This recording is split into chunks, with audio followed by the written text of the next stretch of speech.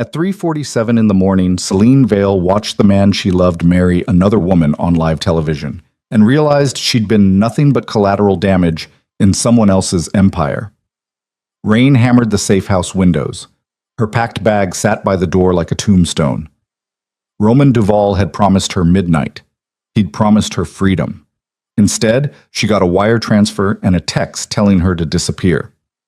6 months of whispered confessions in parked cars, stolen kisses on private rooftops, promises made in the dark, all of it crushed beneath cathedral lights and a strategic alliance between crime families. But heartbreak has a way of burning clean, and what rose from those ashes wasn't the fragile nurse who once believed love could save monsters. It was something colder, something dangerous. If you want to see how far a woman can fall before she learns to fly, stay until the end. Hit that like button and drop a comment telling me what city you're watching from. I want to see how far this story travels. Bye. The trauma bay at Boston Metro smelled like antiseptic and bad decisions at 2 in the morning. Celine Vale had been on her feet for 9 hours straight, stitching up knife wounds and setting broken bones while the fluorescent lights buzzed overhead like dying insects. Her scrubs were speckled with someone else's blood. Her coffee had gone cold 3 hours ago. Her back ached in that deep, grinding way that meant she'd be feeling it for days. She was washing her hands in the industrial sink when the doors exploded open. 2 men in expensive suits half-carried, half-dragged a third man between them. The injured one wore a white dress shirt soaked black with blood. His face was pale, jaw clenched so tight Celine could see the muscles jumping beneath his skin. He moved like someone who'd been hurt before, controlled, deliberate, refusing to show weakness even while bleeding out. "Gunshot wound," one of the suits said. No emotion, like he was ordering takeout.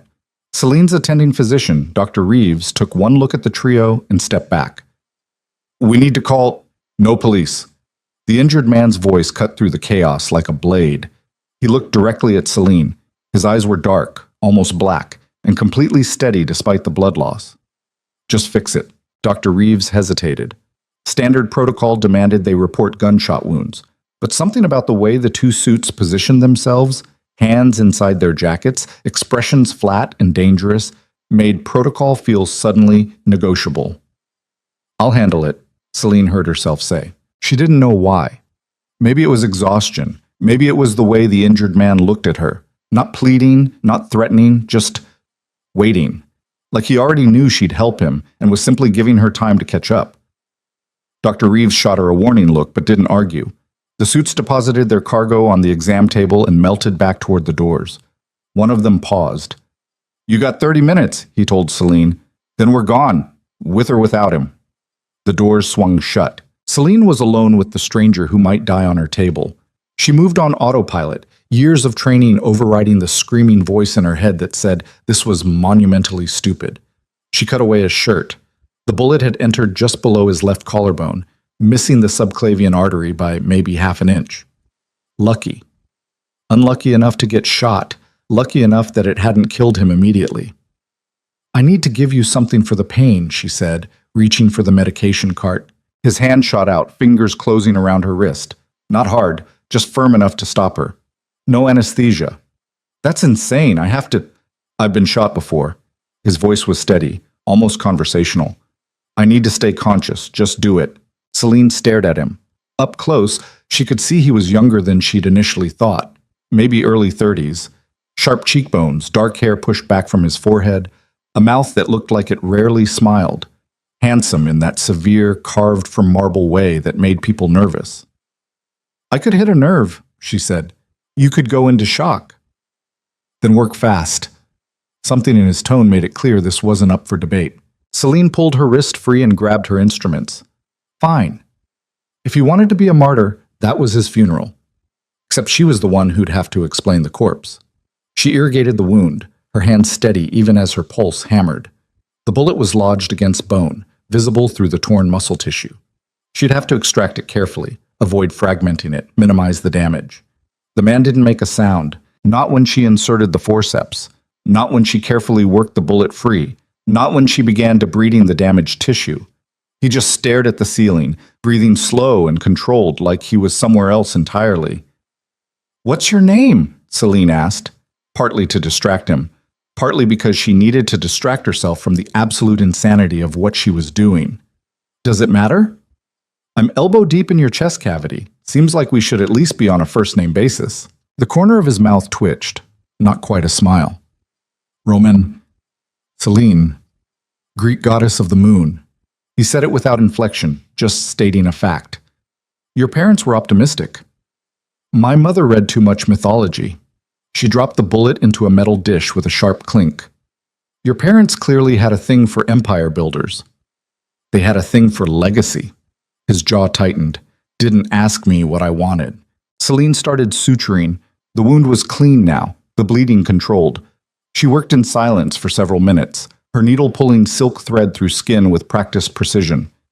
You do this often? She asked. Get shot? Define often. More than 0 times. Then yes. Occupational hazard? Something like that. She tied off the last suture and stepped back. You need antibiotics. Real ones, not whatever street pharmacist you people use. And you need to keep this clean and dry for at least... I know the drill. Roman sat up carefully, testing his range of motion. His face was still pale, but his eyes were sharp, alert. Thank you. Don't thank me. Just don't die in the next 48 hours and ruin my night. He looked at her then, really looked at her, and Celine felt something shift in the air between them. Recognition, maybe. Or acknowledgement. Like they were both people who'd seen too much and were tired of pretending otherwise. One of the suits appeared in the doorway. Time. Roman slid off the table. He moved stiffly, but under his own power. Celine watched him shrug into the ruined dress shirt, dark blood making abstract patterns across the white fabric. At the door, he paused. You didn't ask what happened. Would you have told me the truth? No. Then why waste the question? That almost smile flickered across his face again. Then he was gone, disappeared into the pre-dawn darkness like he'd never existed at all. Celine stood in the empty trauma bay, surrounded by bloody gauze and used instruments, and wondered what she'd just gotten herself into. Is some mom. The first bouquet arrived 3 days later. White roses. 24 of them. No card. Celine's coworker Ivy raised an eyebrow when the delivery guy showed up at the nurse's station. Someone's got an admirer, Ivy said, leaning over to sniff the blooms. Secret boyfriend you haven't mentioned? Probably a grateful patient. Celine didn't mention that most grateful patients sent chocolate or gift cards to coffee shops, not roses that probably cost more than her rent. The second bouquet arrived the next week. White roses again. Still no card. The third week, it wasn't flowers. It was a bottle of wine. Chateau Margaux, 2015. Celine didn't know much about wine, but she knew enough to recognize that this bottle cost more than her monthly student loan payment. She turned it over in her hands, looking for some clue, some explanation. There, on the back label, someone had written an elegant script. For steady hands and poor judgment. R. Oh, you're in trouble, Ivy said, reading over her shoulder. That's either the most romantic thing I've ever seen or the opening move in a psychological thriller. Could be both, Celine muttered. She should have thrown it away. Should have reported the gifts to hospital administration. Should have done literally anything except what she actually did, which was take the wine home and drink half the bottle while sitting on her fire escape, watching the city lights blur together. The next week, Roman showed up in person. Celine was leaving the hospital after a double shift, exhausted and hungry, and looking forward to nothing more exciting than leftover Thai food and bad television. She pushed through the employee exit into the parking garage and found him leaning against a black sedan that probably cost more than she'd earned in 5 years. He looked different. The dress shirt and blood were gone, replaced by dark jeans and a charcoal sweater that made him look almost normal. Almost. Except for the way he held himself, coiled, watchful, like violence was always an option he kept in his back pocket. You're stalking me now? Celine stopped about 10 feet away, keys gripped tight between her fingers. Not that they'd do much good against someone like him. I'm thanking you. He gestured to his shoulder. Healed clean, no infection, you're good at your job. That's what medical school is for. Most people would have asked questions. Most people aren't trying to survive the night shift in a trauma bay. We see things. We don't see things. It's a very flexible skill set. Roman laughed. The sound was unexpected, rough and genuine, like he'd surprised himself. Have dinner with me. No. Why not? Because I'm tired, I'm hungry, and I'm wearing scrubs that smell like someone else's vomit. Also, you got shot by someone. For some reason you won't explain. That's generally considered a red flag. Fair points. He pushed off the car. Coffee then. There's a diner 2 blocks from here. Public place. You can leave whenever you want. Celine knew she should say no. Should get in her car and drive away and forget this ever happened. But there was something about the way he looked at her. Not like she was a means to an end. Not like she was interchangeable with anyone else. But like she was specifically, individually interesting. Like he actually wanted to know what she'd say next. 1 hour? She heard herself agree. Then I'm gone. Deal. Bunk. The diner was exactly the kind of place Celine would have picked herself. Worn vinyl booths, flickering fluorescent lights, coffee that tasted like it had been sitting on the burner since the Reagan administration. Roman looked wildly out of place, too sharp and expensive for the cracked linoleum and laminated menus. They sat across from each other in a corner booth. Celine ordered coffee and pie. Roman ordered nothing. You're not eating? I'm here for the company, not the cuisine. That's a mistake. The pie's pretty good. He flagged down the waitress and ordered a slice. When it arrived, he took 1 bite and made a face. You lied. I have low standards. It builds character. That laugh again. Celine found herself wanting to hear it more often. They talked about nothing important. The weather, the best late-night food in Boston, the particular kind of exhaustion that comes from working nights. Roman was surprisingly easy to talk to when he wasn't bleeding on an exam table. He listened like listening actually mattered, asked questions that suggested he remembered her answers. An hour turned into 2. The diner emptied around them. The waitress stopped refilling their coffee and started giving them meaningful looks. I should go, Celine finally said. Early shift tomorrow. Can I see you again? She should have said no. Should have recognized this for what it was. A man from a dangerous world pulling her into his orbit. But sitting across from Roman Duval, watching the way the crappy diner lights caught in his dark eyes, Celine felt something she hadn't felt in years. Possibility. Maybe, she said. I'll take it. Vushampo. 2 days later, Roman texted her. The number wasn't saved in her phone, but she knew it was him. Rooftop, Ashworth Building, 9 p.m. If you're free. Celine stared at the message. The Ashworth Building was one of those luxury high-rises downtown, all glass and steel and monthly rents that could feed a small country. She had no business being there. She went anyway. The rooftop was transformed. String lights hung between the ventilation units. A table was set up with actual china and silver. The city sprawled below them, a carpet of lights stretching to the harbor. Roman stood by the edge, hands in his pockets, looking out over the skyline. This is insane, Celine said. Is that a complaint? It's an observation. She walked to the table, ran her fingers over the crisp white tablecloth. How did you even... I know people. Right. The same people who shoot you, presumably. Different people. He pulled out a chair for her. Sit, please. The food was incredible. Professionally catered, still hot, probably illegal given the number of health code violations happening on this unlicensed rooftop restaurant. They ate and talked and watched the city breathe below them. Celine learned that Roman hated crowded restaurants, that he'd wanted to be an architect when he was younger, that he read constantly, but never fiction, only history and biography, like he was searching for proof that other people had survived impossible situations. She told him about growing up in a small town in Maine, about her mother dying when she was 16, about choosing emergency medicine because she liked the chaos, the way every shift was different, the fact that you didn't have time to overthink things when someone was coding on the table. You like saving people, Roman observed. I like fixing problems. What if the problem can't be fixed? Celine met his eyes across the table. Then you do what you can and you don't beat yourself up about the rest. Something shifted in his expression. Longing, maybe, or grief. That sounds nice, he said quietly. Not beating yourself up. You should try it sometime. I wouldn't know where to start. The vulnerability in those words hit her harder than any confession. This was a man who carried weight that wasn't his to carry, who'd been taught that strength meant never putting anything down. Celine reached across the table and took his hand. Roman stared at their joined hands like he'd never seen anything more surprising. What are you doing? He asked. I don't know, Celine admitted. Something stupid, probably. Probably. But he didn't let go. That's how it started. Carefully. In pieces. In stolen moments between Celine's shifts and Roman's mysterious obligations. He never told her what he did. She never asked directly. But the clues accumulated like evidence at a crime scene. The way people moved aside when he entered a room. The deference in their voices.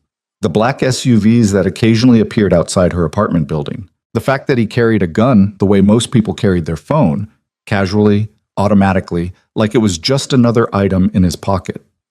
Celine wasn't stupid. She knew Roman was involved in something illegal, probably something violent. But the man who showed up at her door with takeout and wine, who listened to her complain about hospital bureaucracy, who fell asleep on her couch with his head in her lap while she watched terrible reality television, that man didn't feel dangerous. He felt broken. And Celine had always been drawn to broken things. 2 months in, they were lying in her bed at 3 in the morning. Roman couldn't sleep. He rarely could. And Celine had given up trying.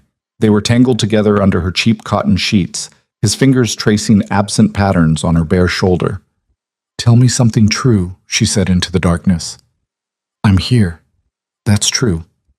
Tell me something you've never told anyone else. Roman was quiet for so long she thought he wouldn't answer. Then, I hate my life. 3 words. Said so simply they almost didn't sound important. Celine rolled over to face him. So change it. It's not that simple. Why not? Because I'm not just myself. I'm a legacy, an obligation, a piece on a board that's been in play since before I was born. His voice was flat, emotionless, like he was reciting facts. My father built an empire. My job is to maintain it. And what you want doesn't matter? What I want has never mattered.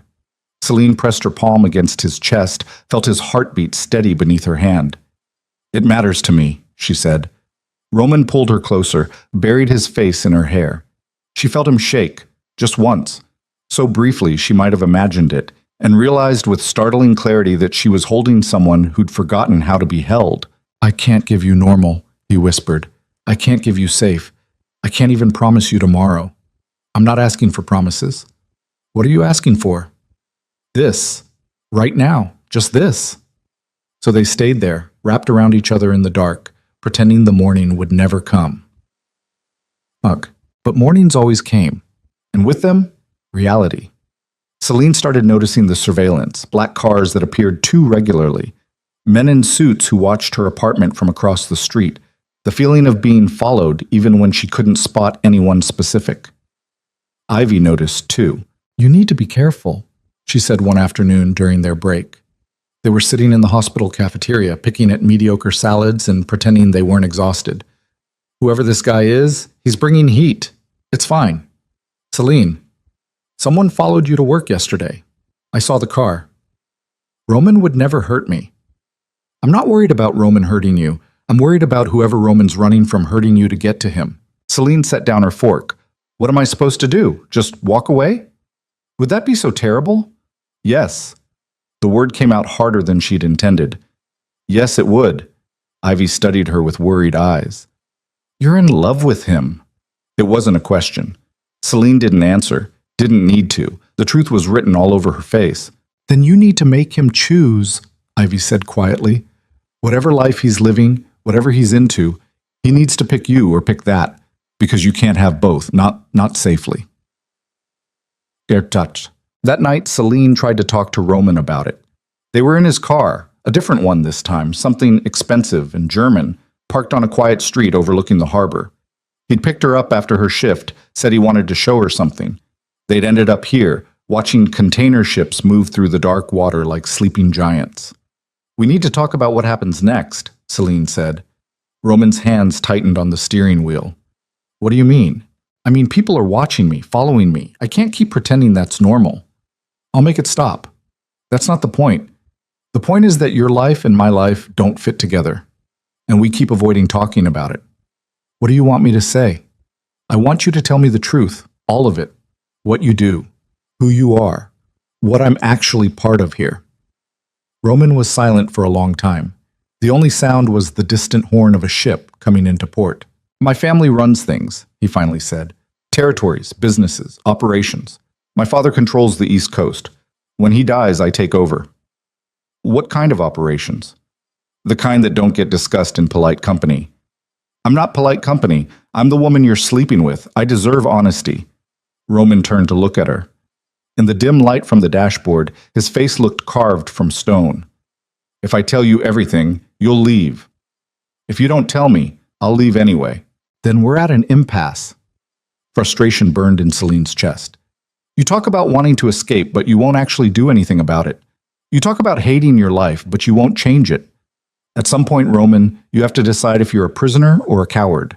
The words hung between them like broken glass. Roman's expression didn't change, but something flickered in his eyes. Pain. Or maybe recognition. What if I can't tell the difference anymore? He asked quietly. Celine reached for his hand. Then let me help you figure it out. For a moment, she thought he might actually do it, might actually choose her over whatever darkness was eating him alive. Then his phone rang. Roman looked at the screen and his entire face changed. The vulnerability disappeared, replaced by something cold and distant. I have to take this, he said. Roman, I'm sorry, I have to go. He dropped her off at her apartment without another word, drove away without looking back. Celine stood on the sidewalk and watched his taillights disappear into the city traffic, feeling like she'd just lost something she'd never actually had in the first place. Quick. 3 days later, everything fell apart. Roman showed up at her apartment at midnight. She knew something was wrong the moment she opened the door. He looked wrecked, tie loose, hair disheveled, eyes hollow with something that looked like panic. What happened? She asked. He walked past her into the apartment, started pacing like a caged animal. The families are at war. My father and Marcus Laurent have been playing games for months, testing boundaries, pushing territory. It finally exploded. Marcus wants a truce. Okay, that's good, right? The truce comes with conditions. Something in his tone made Celine's stomach drop. What kind of conditions? Roman stopped pacing, turned to face her. Marriage. Me and Celeste Laurent. Unite the families, end the conflict. The words hit Celine like a physical blow. For a moment, she couldn't breathe. Tell them no. I can't. Yes, you can. You're an adult. You have agency. Tell them, if I refuse, people die. Not just me, not just my father. Innocent people caught in the crossfire. Civilians, families. That's not your responsibility. Yes, it is. Roman's voice cracked. That's exactly what it is. I'm responsible for all of it. The territory, the operations, the people who depend on us for protection. If I walk away from this, I'm not just destroying myself. I'm destroying everyone connected to this empire. Celine stared at him, understanding clicking into place with horrible clarity. And I'm not connected to the empire, so I'm expendable. That's not what I... Yes, it is. That's exactly what you're saying.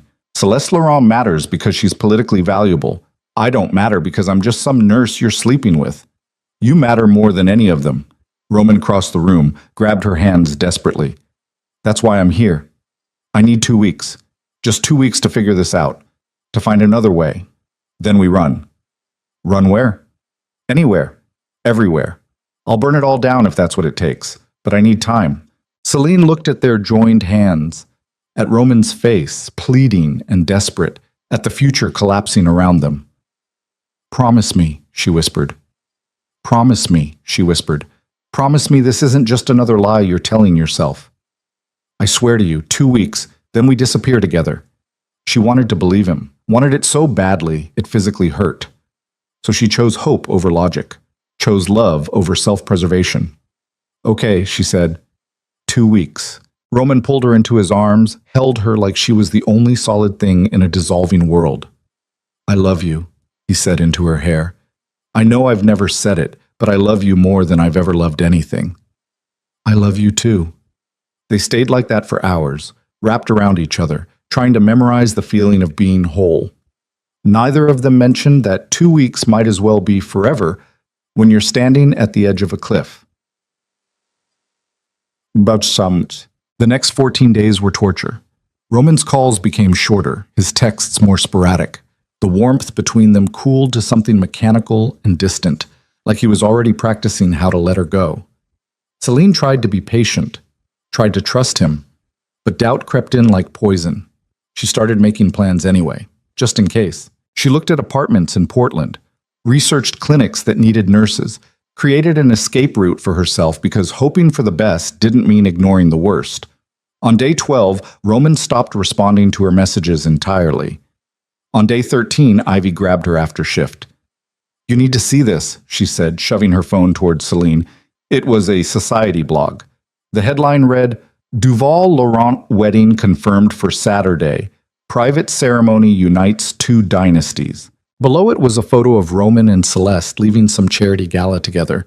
She was beautiful, elegant, and poised in the way people born into money always were. She looked like she belonged on Roman's arm. Celine looked like someone who'd stumbled into the wrong story.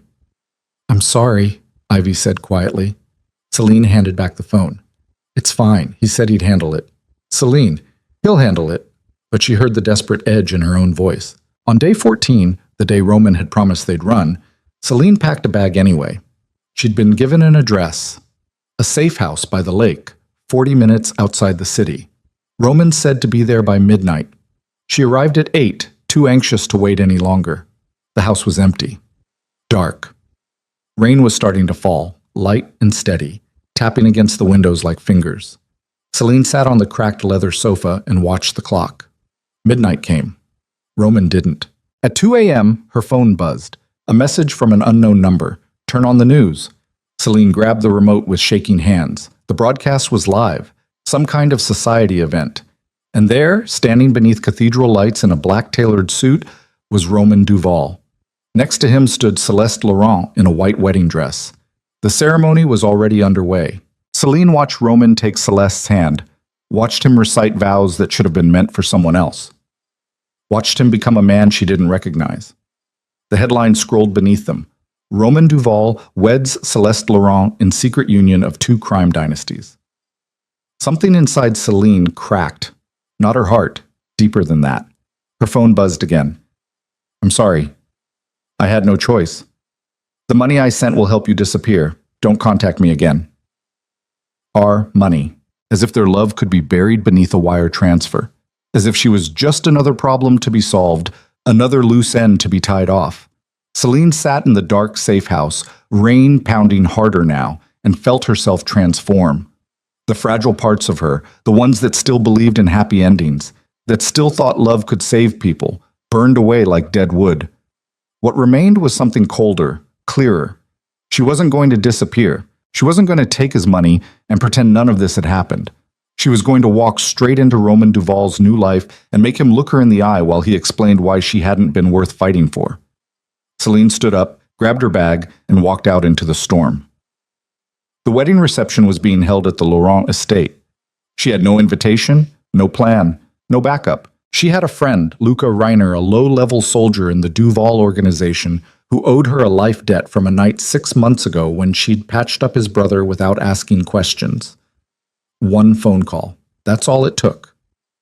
"You sure about this?" Luca asked when he picked her up 20 minutes later. Celine stared out the window at the rain-slicked streets. "No," she said, "but I'm doing it anyway." The Laurent estate sat on 15 acres of manicured coastline, all wrought iron gates and old money arrogance. Luca's car crawled up the long driveway behind a line of black sedans and luxury vehicles that probably cost more than Celine would make in a decade. Through the rain-streaked windows, she could see the mansion blazing with light, every window golden, the grounds lit up like a stage set. "Security's going to be insane," Luca said, gripping the steering wheel tight. "The Laurents don't fuck around, especially not tonight. You got any kind of plan, or are we just winging this?" Celine watched a couple in evening wear dash from their car to the entrance, the woman's dress sparkling under the exterior lights. "You said you could get me in." "I said I could try." "There's a difference." He pulled into a spot near the service entrance, killed the engine. "Look, I get it. Guy broke your heart. But walking into a room full of crime bosses and their trigger-happy security to confront him on his wedding night, that's not heartbreak talking. That's suicide." "Then stay in the car." "Can't do that. You saved my brother's life. I owe you." Luca rubbed his face, looking 10 years older in the dashboard light. "But after tonight, we're square. Deal?" "Deal." They got out into the rain. It was coming down harder now, cold and mean, soaking through Celine's jacket in seconds. She'd worn black, jeans, boots, a simple top, nothing that would stand out, nothing that screamed scorned lover crashing a wedding reception. Luca led her around the side of the mansion toward a door marked for catering staff. Two guys in suits stood guard, arms crossed, faces blank. "Rainer," one of them said. Not friendly. "You're supposed to be on rotation downtown." Got reassigned. Last-minute staffing issue. Luca jerked his thumb at Celine. "She's with me. Additional security sweep." The guards exchanged looks. Celine kept her face neutral, bored, like she did this every day. Her heart was slamming against her ribs, but she'd learned a long time ago how to look calm while dying inside. Years of keeping her composure during codes and traumas had trained her well. One guard stepped closer, studying Celine's face. "Don't recognize you." "New hire. Started last week." She met his eyes, didn't blink. "You want me to go back and tell Castellano you blocked a security check on his orders?" Castellano was Roman's head of security. She'd heard the name enough times, overheard it during phone calls Roman took while pacing her apartment. It was a gamble, but apparently the right one. The guard stepped back. "Fine, but you stay in the perimeter zones. Don't approach the family areas." "Understood." They walked through. The door closed behind them with a heavy click. Inside was chaos. Catering staff rushed past with trays of champagne and hors d'oeuvres. Someone was shouting about ice sculptures. The kitchen smelled like expensive food and stress sweat. Luca grabbed Celine's arm and pulled her down a service corridor before anyone could stop them. "That bought us maybe 10 minutes before someone checks the roster and realizes you're not on it," he said. "What now? Where's the main reception?" "East ballroom, but it's locked down tight. Everyone going in or out gets checked." "Then we find another way." Luca stared at her like she'd lost her mind. Maybe she had. Maybe sitting in that safe house watching Roman marry someone else had finally broken whatever mechanism kept rational thought functioning. "There's a servants' gallery," Luca finally said. "Overlooks the ballroom. Used to use it for musicians back in the day. It's probably empty now." "Show me." They moved through the mansion like ghosts, sticking to the back corridors and service stairs.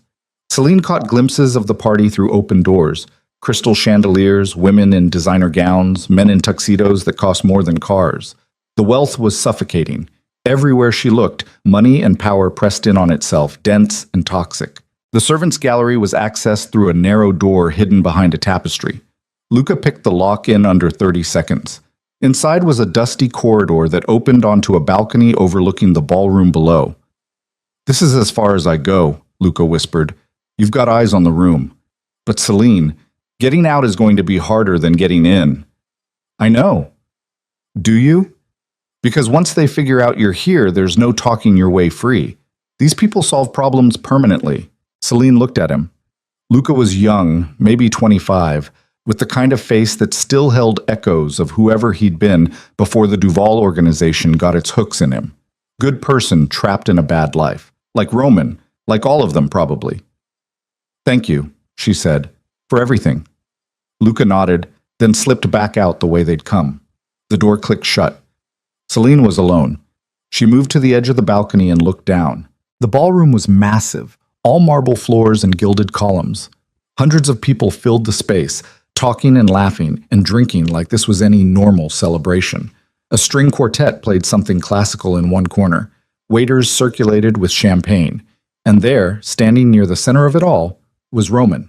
He wore a black tuxedo that fit him like it had been made by someone who understood exactly how fabric should move over muscle and bone. His hair was pushed back, his face composed, his posture perfect. Next to him stood Celeste Laurent in her wedding dress, all silk and lace and inherited elegance. She had her hand on his arm, leaning in to whisper something. Roman smiled down at her. The smile looked real. Celine's hands tightened on the balcony railing. She watched them move through the crowd, watched Roman shake hands and accept congratulations, watched him play the role of devoted husband with the same precision he'd once used to play the role of devoted lover. He was good at it, too good, like he'd been practicing his whole life. Maybe he had been. Maybe she'd been the deviation, not the rule. Maybe everything between them had been just a moment of weakness, a brief fantasy before reality reasserted itself. She watched for 20 minutes, watched Roman dance with his new wife, watched him lean in close to hear something his father said, a big man with silver hair and a face like granite.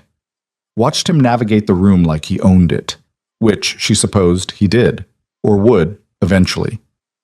Then Roman excused himself from a conversation and moved toward a set of glass doors leading out to a terrace. He went alone, stepping into the rain without even grabbing a coat. The doors closed behind him. Celine didn't think, just moved. She found a staircase at the far end of the gallery that led down to a side hallway. From there, she could see the terrace doors through a series of archways. No guards immediately visible. Everyone was focused on the party inside. She walked straight through and out into the storm. The terrace overlooked the ocean.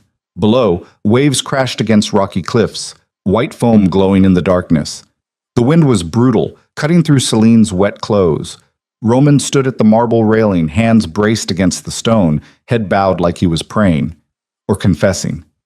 Celine walked up behind him, close enough that he'd feel her presence, far enough that she could run if he called for security. "Was any of it real?" she asked. Roman went rigid. For 3 seconds he didn't move at all. Then he slowly turned around. The composed mask cracked. For just an instant, Celine saw raw terror flash across his face. Not fear of physical danger, fear of something worse. Recognition, accountability, truth. "Celine," her name came out strangled. "What are you? You can't be here. Answer the question. Was any of it real?" Roman looked around wildly, checking if anyone had seen them. The terrace was empty, but the party raged on just beyond the glass doors, visible through the rain-streaked windows. "You need to leave, right now. If my father finds out..." "I don't give a fuck about your father. I'm asking you, everything you said, everything you promised. Was it real? Or was I just entertainment between board meetings?" "Of course it was real." He took a step closer, hands raised like he was approaching something dangerous. Which maybe he was. Celine felt dangerous right now, felt capable of things that would have horrified her 6 months ago. "Every word, every moment. You were the only real thing in my entire life. Then why am I standing here in the rain while you're in there celebrating with your wife?" The word hit him like a physical blow. "It's complicated." "No, it's not. It's actually incredibly simple. You chose her. You chose this." Celine gestured at the mansion, the party, the empire. "You chose everything except me. I didn't have a choice. Everyone has a choice, Roman. You just didn't like the other options." He flinched. "You don't understand the pressure." "Then help me understand. Right now. Tell me what happened. Because I showed up at that safe house like you told me to. I packed my whole life into one bag. I was ready to disappear with you. And you married someone else on live television instead." Roman's jaw worked. He looked away, out at the ocean, and for a long moment the only sounds were wind and waves and distant party music bleeding through the walls. 3 days before we were supposed to run," he finally said, voice barely audible over the storm. "My father called me into his office. He knew about us, about the safe house, about everything. Someone had been watching you, watching us." Celine's stomach dropped. "Who? Does it matter? He knew. And he told me that if I didn't marry Celeste, he'd have you killed. Not quickly, not cleanly. He described exactly what he'd do to you, how long he'd make it last. He said he'd kill Ivy too, and anyone else you'd ever cared about. He'd burn through your entire life like kindling just to prove a point." The words hung between them, ugly and brutal. "So you folded. I protected you. By lying to me? By letting me believe we had a future right up until you fucking married someone else? I thought if you hated me, you'd move on. You'd be safe." Celine laughed. It came out harsh and broken. "You thought breaking my heart was keeping me safe? Jesus, Roman, you really are your father's son." His head snapped up. "Don't say that." "Why not? It's true. You made the same choice he would have made. Sacrifice the person you claim to love to protect the empire. That's exactly what a man like him would do." "I'm nothing like him." "Then prove it." Celine stepped closer, close enough to see the rain beating on his skin, the exhaustion carved into the lines around his eyes. "Right now, walk away with me. Leave all of this behind and actually choose me for once." Roman stared at her with something that looked like hunger or desperation. "I can't." "Can't or won't?" "Can't." "Celine, they'll hunt us. My father, the Laurents, everyone with a stake in this alliance. They'll burn through every resource they have to find us. And when they do, I don't care. I care. I love you too much to watch you die because of me. You love me too much to fight for me. That's what you mean. That's not fair. None of this is fair. Celine's voice cracked. You think I wanted to fall in love with someone who lives like this? You think I wanted any of this? I was fine before you. I had a normal life. And you walked into my ER and everything went to hell, and now I'm standing on a terrace in the rain confronting a man who married someone else less than 6 hours after he was supposed to run away with me. I know, and I'm sorry. You see? Sorry isn't enough. Sorry doesn't give me back the last 6 months. Sorry doesn't fix the fact that I can't go back to my apartment because I'm terrified your father's going to make good on his threats anyway. Sorry is just another word you're using to avoid making an actual choice. Roman opened his mouth, closed it, opened it again. What do you want me to say? I want you to say you were wrong. I want you to admit that you didn't choose me because you were scared, not because it was impossible. I want you to own the fact that you picked comfort over courage. It wasn't about comfort. It was about keeping you alive. No, it was about keeping yourself intact, because if you'd actually chosen me, you would have had to blow up your entire life. And you were too afraid to do it. The accusation hung in the air like smoke. Roman's face went white. You're wrong, he said, but there was no conviction behind it. Am I? Because from where I'm standing, it looks like you're exactly where you want to be, playing the dutiful son, the perfect heir, the man who does what's expected because it's easier than doing what's right. You don't know what you're talking about. Then explain it to me. Make me understand how the man who told me he loved me more than anything could stand at an altar and promise his life to someone else. Roman's composure finally shattered. What was I supposed to do? Let him kill you? Let him torture you to death while I sat there knowing it was my fault? You want me to say I was afraid? Fine. I was fucking terrified. Not of dying. I've made peace with dying. I was terrified of watching you suffer because I'd been selfish enough to drag you into my world.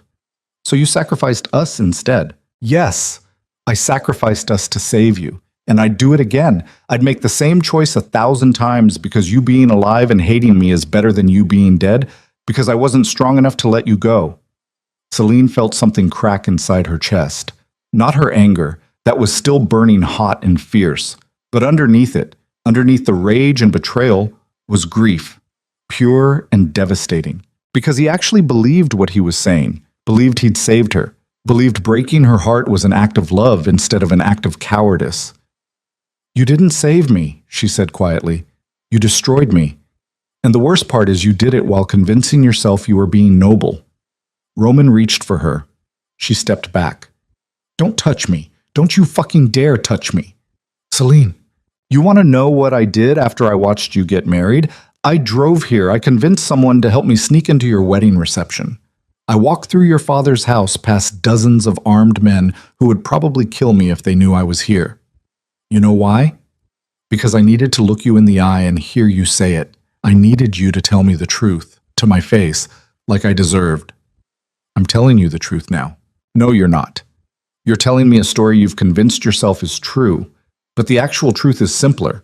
You had a choice between me and your empire, and you chose the empire. That's it. That's the whole truth.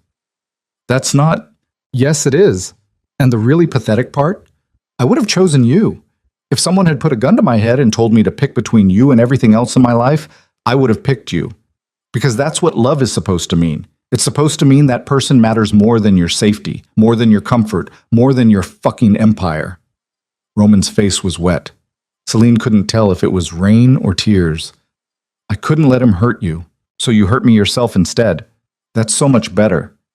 I thought you'd survive it. I thought you'd hate me and move on and build a life somewhere safe. I thought... You thought wrong. Celine's voice went cold, flat. You didn't destroy us by marrying Celeste. You destroyed us the moment you decided I couldn't handle the truth. The moment you decided I was too weak or too fragile to make my own choices about my own life. That's when you killed us. Everything after that was just cleanup. The words hit Roman like bullets. He staggered back against the railing, one hand pressed to his chest like he couldn't breathe. I'm sorry, he whispered. I'm so sorry. I know you are, but it doesn't change anything. Movement behind the glass doors, a figure approaching. Roman saw it, and panic flashed across his face again.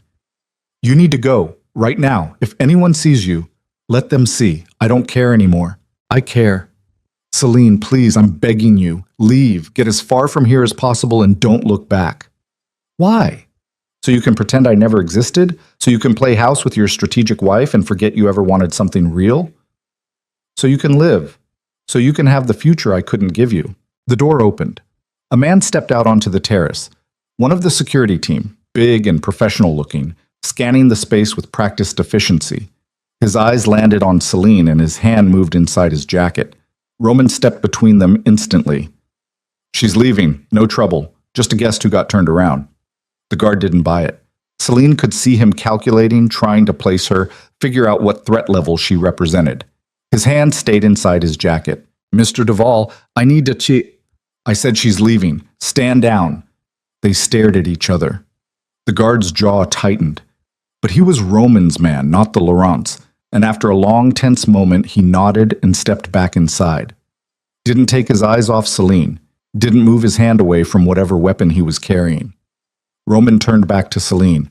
Up close, he looked haunted, hollowed out, like someone had scooped out everything vital and left only the shell. Go, he said softly. Please, before this gets worse. It can't get worse. We're already at the bottom. You'd be surprised how much further down things can go. Celine looked at him, really looked at him, and realized she was seeing a stranger.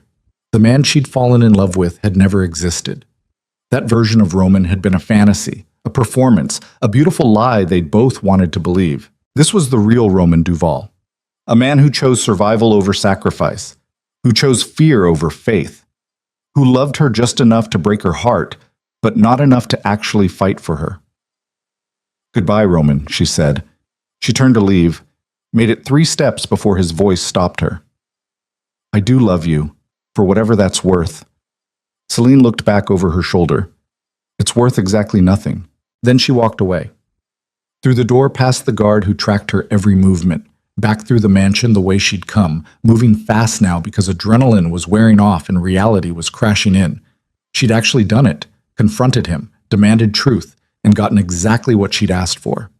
The truth was, he'd chosen wrong, had chosen the easier path, had convinced himself sacrifice was noble when really it was just cowardice dressed up in better clothes. And now she knew, could stop wondering, could stop holding out hope for some impossible reconciliation, could finally let go. Celine made it back to the service entrance before the tears came. Then she was stumbling out into the rain, looking for Luca's car, barely seen through the water streaming down her face, half rain, half grief. A hand grabbed her arm. Celine spun, ready to fight, and found Luca pulling her toward a different vehicle. Change of plans. Your entrance got flagged. We need to move now. They ran. Luca shoved her into an old sedan that definitely wasn't the car they'd arrived in. He peeled out before she'd even closed the door, tires spitting gravel as they shot down the driveway. What happened? Celine gasped, trying to catch her breath. Security noticed you on the cameras, started asking questions. I grabbed a spare vehicle from the lot and came looking. Luca took a turn too fast, barely keeping control on the wet road. You get what you needed? Yeah, I got it. Was it worth it? Celine watched the Laurent estate disappear behind them, all those lights glowing in the darkness like a burning ship. Somewhere inside, Roman was going back to his party, back to his wife, back to the life he'd chosen instead of her. I don't know, she admitted. Ask me in a year. You got somewhere safe to go? Because they're going to start looking for you. Damien Duval doesn't appreciate people crashing his son's wedding. I'll figure something out. That's not a plan. That's a hope. Hope's all I've got right now. Luca pulled onto the highway, merged into sparse late-night traffic. Rain hammered the windshield, the wipers barely keeping up. Celine stared out the window at nothing, feeling emptied out, hollowed, like she'd left something essential back on that terrace. Her phone buzzed. Unknown number. She almost didn't answer. Hello? Ms. Vale. A voice she didn't recognize. Male, older, calm in a way that suggested violence was always an option. My name is Damien Duval. I understand you had an interesting conversation with my son this evening. Celine's blood went cold. She looked at Luca. He'd gone white, hands tight on the wheel. I don't know what you're talking about. Don't insult me with lies. You were seen, identified. I know exactly who you are and exactly what you mean to Roman. A pause. Or what you meant to him, I suppose. Past tense now. What do you want? To make something very clear, you had your dramatic moment. You confronted my son. You said your piece. I'm going to allow that to stand because I understand heartbreak makes people do foolish things. But this is the only time. If I hear that you've attempted to contact Roman again, if you show up anywhere near him or his wife, if you so much as send him a text message, I will kill you. Not quickly, not painlessly. I will make it last long enough that you'll beg for death. Do you understand? Celine's hand shook around the phone. Yes. Good. You have 24 hours to leave Boston. I suggest you use them wisely. The line went dead. She lowered the phone slowly. Luca was watching her with horrified eyes. That was him, wasn't it? Damien. Celine nodded, unable to speak. Fuck. Luca slammed his hand against the steering wheel. What did he say? That I need to disappear, that if I don't, he'll kill me. He's not bluffing. When Damien Duval makes a threat, he follows through. Always. I know. So what are you going to do? Good question. What was she going to do? She had maybe $3,000 in savings. Had a job she loved but couldn't go back to. Had friends she'd have to abandon to keep them safe. Had a whole life in Boston that was now completely off limits. Roman's money. He'd said he sent money. She checked her bank account, hands trembling. The screen loaded. $50,000 had been deposited 4 hours ago. Blood money, hush money, guilt money. She should refuse it, should send it back, should do literally anything except accept payment for having her heart ripped out. But practicality won over pride. She needed that money, needed it to disappear, needed it to start over somewhere Damien Duval couldn't reach her. Portland, Celine heard herself say. I'm going to Portland. Oregon? It's far. It's big enough to disappear in. It's not connected to anything here. That's actually not a terrible plan. Luca took the next exit, headed toward the city. I can get you on a bus tonight. Cash transaction, no paper trail. You ditch your phone once you're out of state. Start completely fresh. What about you? Won't you get in trouble for helping me? Probably. But I'm a nobody. Low level. They'll rough me up, remind me where my loyalties should be, then forget about me. You're the one they'll remember. I'm sorry. I didn't mean to drag you into this. You saved my brother's life. This squares us. He glanced at her. But Celine?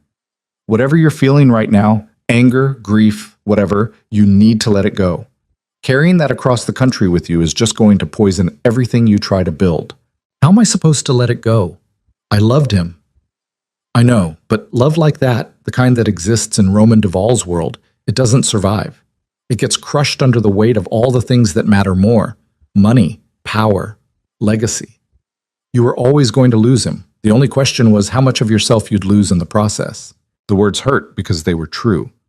Celine had known from the beginning that Roman's world was incompatible with anything real or lasting.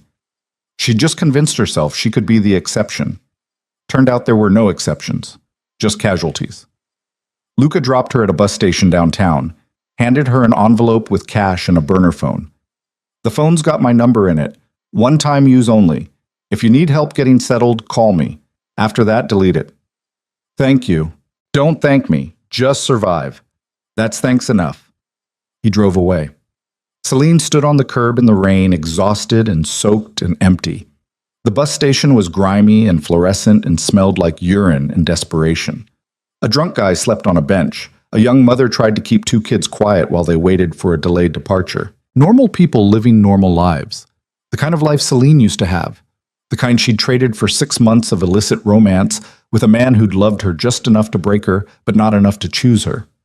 She bought a ticket to Portland on the 4 a.m. bus, found a bathroom and changed out of her wet clothes into jeans and a sweatshirt from her bag.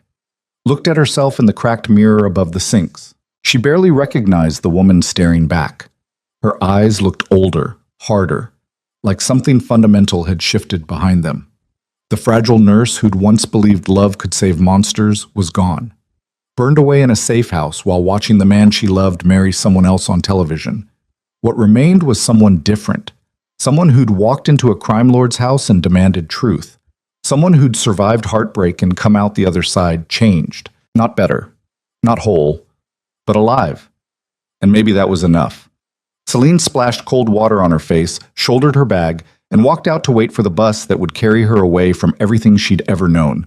In 24 hours, she'd be 3,000 miles away from Roman Duval and his empire and his strategic marriage and his father's threats.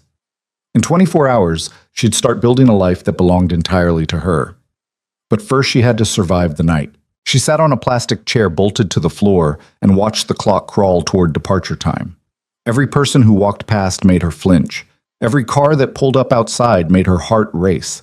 She kept expecting security to burst through the doors, kept expecting Roman to show up with some last-minute explanation, kept expecting the world to make sense again. None of those things happened. At 3:47 a.m., exactly 24 hours after she'd watched Roman get married, a bus pulled into the station with Portland displayed on the destination sign. Celine stood up, grabbed her bag, walked toward the door without looking back. Behind her lay Boston, Roman. 6 months of stolen moments and whispered promises and love that had felt so real she'd believed it could survive anything. Ahead lay nothing. Blank space. Unknown territory. For the first time in months, Celine felt something other than grief. She felt free. The bus door hissed open. Celine climbed aboard, found a seat in the back, and pressed her face against the cold window as the city began to slide past. Rain streaked the glass, turning streetlights into blurred stars. The bus groaned and lurched forward, pulling out onto empty streets. Celine watched Boston disappear behind her and didn't cry, didn't hope, didn't regret, just existed in the moment between what had been and what might come next, suspended in the terrible freedom of having nothing left to lose. The woman who'd fallen in love with Roman Duval was dead. What rose from those ashes didn't have a name yet, but she was going to survive. And someday, maybe not today, maybe not this year, but someday, she was going to look back at this night and realize it wasn't an ending at all. It was the first painful step toward becoming someone who didn't need saving, someone who could save herself. The bus picked up speed, heading west through the rain toward a future Celine couldn't see, but could finally, for the first time, imagine belonging to her. She closed her eyes and let the darkness carry her away. Portland welcomed Celine with rain. Different rain than Boston, softer, steadier, the kind that settled in for days instead of hours. She stepped off the bus at 11 p.m. 3 days after leaving, her body aching from cramped seats and rest-stop bathrooms, her mind still numb from exhaustion and adrenaline crash. The station was smaller than Boston's, cleaner, less desperate. She stood on the platform with her single bag and watched other passengers get picked up by family, friends, people who'd been waiting for them. Nobody was waiting for Celine. Nobody even knew she was here. That was the point. She checked into a motel off 82nd Avenue that charged by the week and didn't ask questions. The room smelled like cigarette smoke and industrial cleaner. The mattress sagged in the middle. The shower had rust stains and water pressure that barely qualified as mist. It was perfect. Celine dropped her bag on the bed, locked the door, wedged a chair under the handle for good measure, and finally let herself feel it. All of it. The grief, the rage, the bone-deep exhaustion of running from the only life she'd ever known. She didn't cry. Tears felt too small for what she was carrying. Instead, she sat on the floor with her back against the door and stared at nothing until dawn light crept through the stained curtains. Then she got up and started building a new life. The first week was mechanical. Find an apartment. Something cheap, month to month, no background check. She found a studio in southeast Portland above a Vietnamese restaurant, 500 square feet of scuffed hardwood, and a kitchenette smaller than most closets. The landlord was an old woman who took cash and didn't care about references. "You running from something?" the woman asked, counting bills with practiced efficiency. "Does it matter?" "Not to me, long as the rent shows up on time." She handed Celine a key. "Lease is in the drawer. Sign it or don't. I don't care much either way." Celine moved in that afternoon. The apartment came furnished, a futon that had seen better decades, a folding table, 2 chairs that didn't match. She bought sheets at a thrift store, a coffee maker, cheap dishes, the bare minimum to qualify as living instead of just existing. Then she started looking for work. Portland had plenty of hospitals, but Celine couldn't risk applying as a nurse. Background checks meant paper trails meant someone potentially tracking her down. She needed something off the books, Something that wouldn't ping any databases or raise questions about why a qualified ER nurse was working for cash under a different name. She found a job at a free clinic in East Portland, the kind of place that served people who'd fallen through every other safety net: homeless veterans, undocumented immigrants, addicts cycling through recovery and relapse. The pay was barely minimum wage. The hours were brutal. The director was a burned-out doctor named Marcus Webb, who looked like he hadn't slept since the 90s. "You got medical training?" he asked during the interview, which consisted of him looking up from a patient file long enough to register her presence. "Yes, ER experience, trauma, gunshot wounds, overdoses, pretty much everything." "Can you start today?" "Yes." "You're hired. Don't steal medications and don't ask patients about immigration status. Beyond that, I don't care what you do." He handed her a laminated badge with volunteer printed across it. "Welcome to the circus." The clinic was chaos, organized chaos, barely, held together by Marcus's grim competence and the dedication of a handful of volunteers who believed healthcare was a right instead of a privilege. Celine threw herself into the work with manic focus. 12-hour days, 14, 16. Whatever it took to stay busy, stay useful, stay too exhausted to think about Boston. About Roman, she changed her appearance, cut her hair short, dyed it darker, started wearing glasses even though her vision was fine. Lost weight without trying, her body burning through calories faster than she could replace them. When she looked in the mirror now, she barely recognized herself. Good. The woman she used to be was dead anyway. 6 weeks into her new life, Celine was stitching up a homeless man's infected hand wound when her phone buzzed. The burner Luca had given her. She'd almost thrown it away a dozen times, but kept it charged out of habit. She finished the sutures, gave the man antibiotics and instructions he probably wouldn't follow, then checked the message. "You need to call me. Now.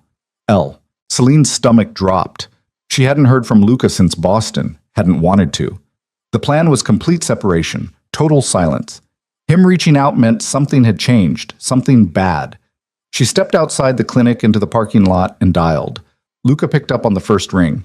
"Thank God. I've been trying to reach you for 3 days." "I've been working. What's wrong?" "Everything." "Jesus, Celine, where do I even start?" His voice was tight, stressed in a way that made her pulse spike. "Roman's falling apart. That's not my problem. It is when he's asking questions about you, when he's digging into where you went, when he's making enough noise that people are starting to notice." Celine closed her eyes. "I've been gone for 6 weeks. Why is he—" "Because he found out the truth. About that night. About why his father threatened you." "What are you talking about? His father threatened me because I was a liability." "No, that's what Roman thought too, but it wasn't the real reason." Luca took a shaky breath. "Damien didn't threaten you to protect the Laurent alliance. He threatened you because he was the one who leaked the information about your relationship to Marcus Laurent in the first place." The words didn't make sense. Celine's brain tried to process them and failed. "What?" "Damien set the whole thing up. He knew about you and Roman from the beginning. He let it continue because he was waiting for the right moment to use it. When the Laurents started pushing for a marriage alliance, Damien told Marcus about Roman's affair. Made it seem like he'd just discovered it. Marcus demanded Roman marry Celeste immediately or the deal was off. Damien got exactly what he wanted. His son married to Laurent money and power, and you eliminated as a distraction. Roman thinks he was protecting you, but really he was just following a script his father wrote. Celine's legs went weak. She sat down hard on the curb. "How do you know this?" "Because Damien got drunk last week and bragged about it to his inner circle. Called it his finest manipulation. Said Roman's weakness for you was predictable and exploitable. One of the guys there owed me a favor, recorded the whole thing, sent it to Roman anonymously." "Why would someone do that?" "Because there are people in the organization who are tired of Damien's games, who think Roman might actually be different if he wasn't being controlled like a puppet." Luca's voice dropped. Roman listened to that recording and lost his mind. He confronted his father. They had it out in front of everyone. Roman accused Damien of destroying his life. Damien said he was protecting the family legacy. It got ugly, physical. Roman put him in the hospital. Jesus. It gets worse. The Laurents found out Roman hit his own father over you. Celeste's family is furious. They're threatening to dissolve the alliance, start a war, burn everything down. Roman doesn't care. He told them he never wanted the marriage in the first place, told Celeste he's filing for annulment, he's ready to walk away from the whole empire. Celine's heart was pounding so hard she could feel it in her throat. Why are you telling me this? Because he's looking for you. He's hired people, private investigators. He's checking hospitals, clinics, anywhere you might have gone. He's desperate to find you, to apologize, to beg you to give him another chance. No. Celine, I said no. I don't care what his reasons were. I don't care that his father manipulated him. He still made his choice. He still chose the easy path instead of fighting for what he actually wanted. He's fighting now. He's burning his entire life down to prove he was wrong. Good for him. He can burn alone. She stood up, paced the parking lot. You need to stop calling me. Delete this number. Forget you know where I am. I don't know where you are. But Celine, listen to me. Roman isn't going to stop looking. And if he finds you, if he shows up here asking for another chance, you need to decide right now how you're going to handle it. Because that recording changed everything. He thought he was saving you. Turns out he was just being used. That doesn't change what he did. Doesn't it? If someone manipulated you into thinking the only way to save the person you loved was to destroy them, wouldn't you do it? The question hit harder than Celine wanted to admit. She thought about the safe house, about watching Roman marry Celeste, about the text message telling her to disappear. He'd thought he was protecting her, thought breaking her heart was mercy. He'd been wrong, but he'd believed it. I need to go, she said. Celine, wait. She hung up, stood in the parking lot breathing hard, trying to process what she'd just learned. Damien had orchestrated everything, had used Roman's love for her as a weapon, had manipulated his own son into sacrificing his happiness to preserve an empire Roman had never wanted in the first place. It was monstrous, calculated, evil in its precision, and it didn't change anything, because even if Roman had been manipulated, he'd still folded, still believed the lies, still chosen fear over faith. A stronger man would have questioned the threats, would have found another way, would have trusted her enough to fight beside him instead of making decisions for her. Roman had loved her. She didn't doubt that anymore. But his love had been weak, conditional, the kind that withered the moment it got tested. Celine deleted Luca's number, threw the burner phone in a dumpster, went back inside the clinic and lost herself in work. For 3 weeks, everything was fine. Then one Tuesday afternoon, a woman walked into the clinic asking for her. Celine was in the exam room treating a kid with strep throat when Marcus knocked on the door. Someone here to see you, says it's urgent. I'm with a patient. She says she knows you from Boston, Ivy something. Celine's blood went cold. She finished with the kid, prescribed antibiotics, then walked out to the waiting room on legs that felt like water. Ivy sat in one of the plastic chairs, looking completely out of place in designer jeans and a leather jacket that probably cost more than Celine's entire wardrobe. She stood up when Celine appeared. Hi, Ivy said quietly. I'm sorry. I know you probably don't want to see me. How did you find me? I'm a nurse. You're a nurse. I called every free clinic on the West Coast until someone recognized your description. Ivy glanced around at the shabby waiting room, the peeling paint, the fluorescent lights. Can we talk somewhere private? They ended up in Celine's apartment. Ivy looked around at the sparse furnishings, the thrift store dishes, the futon that was more duct tape than fabric. Jesus, Celine, this is what you've been living in? It's fine. It's depressing. You were a trauma nurse at a major hospital. You could work anywhere. Why are you hiding in a free clinic making poverty wages? Because I'm building something different, something that actually matters. Ivy sat down at the folding table. I'm not here to judge your life choices. I'm here because you need to know what's happening back home. I don't want to know. That's why I left. Roman's father is dead. The word stopped Celine cold. What? Damien Duval died 3 days ago. Heart attack. At least that's the official story. Ivy pulled out her phone, showed Celine a news article.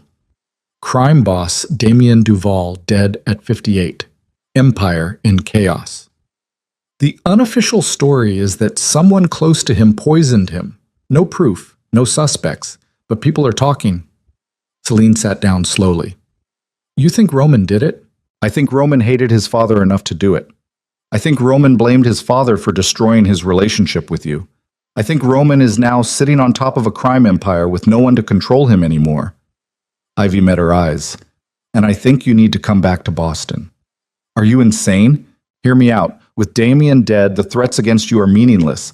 The marriage alliance is falling apart anyway. Celeste filed for divorce last week. Roman's reorganizing the entire organization, purging his father's loyalists, trying to build something different. And he's asking about you, constantly. He wants to find you, to apologize, to explain. I don't care. Yes, you do.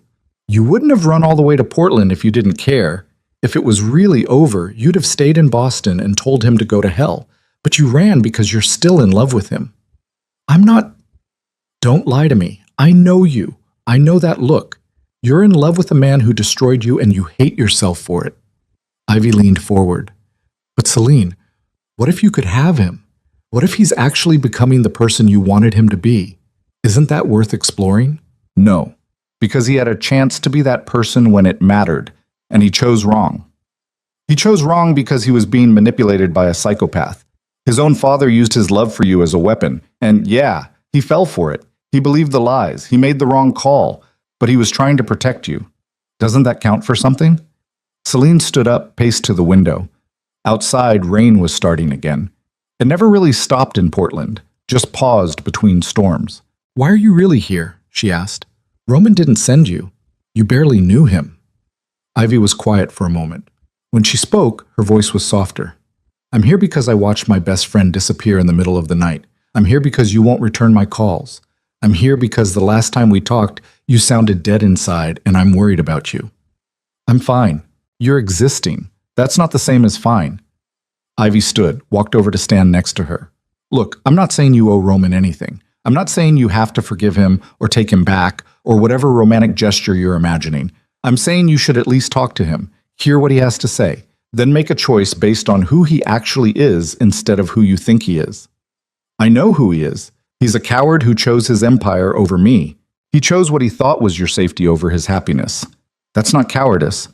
That's sacrifice. Stupid sacrifice. Misguided sacrifice.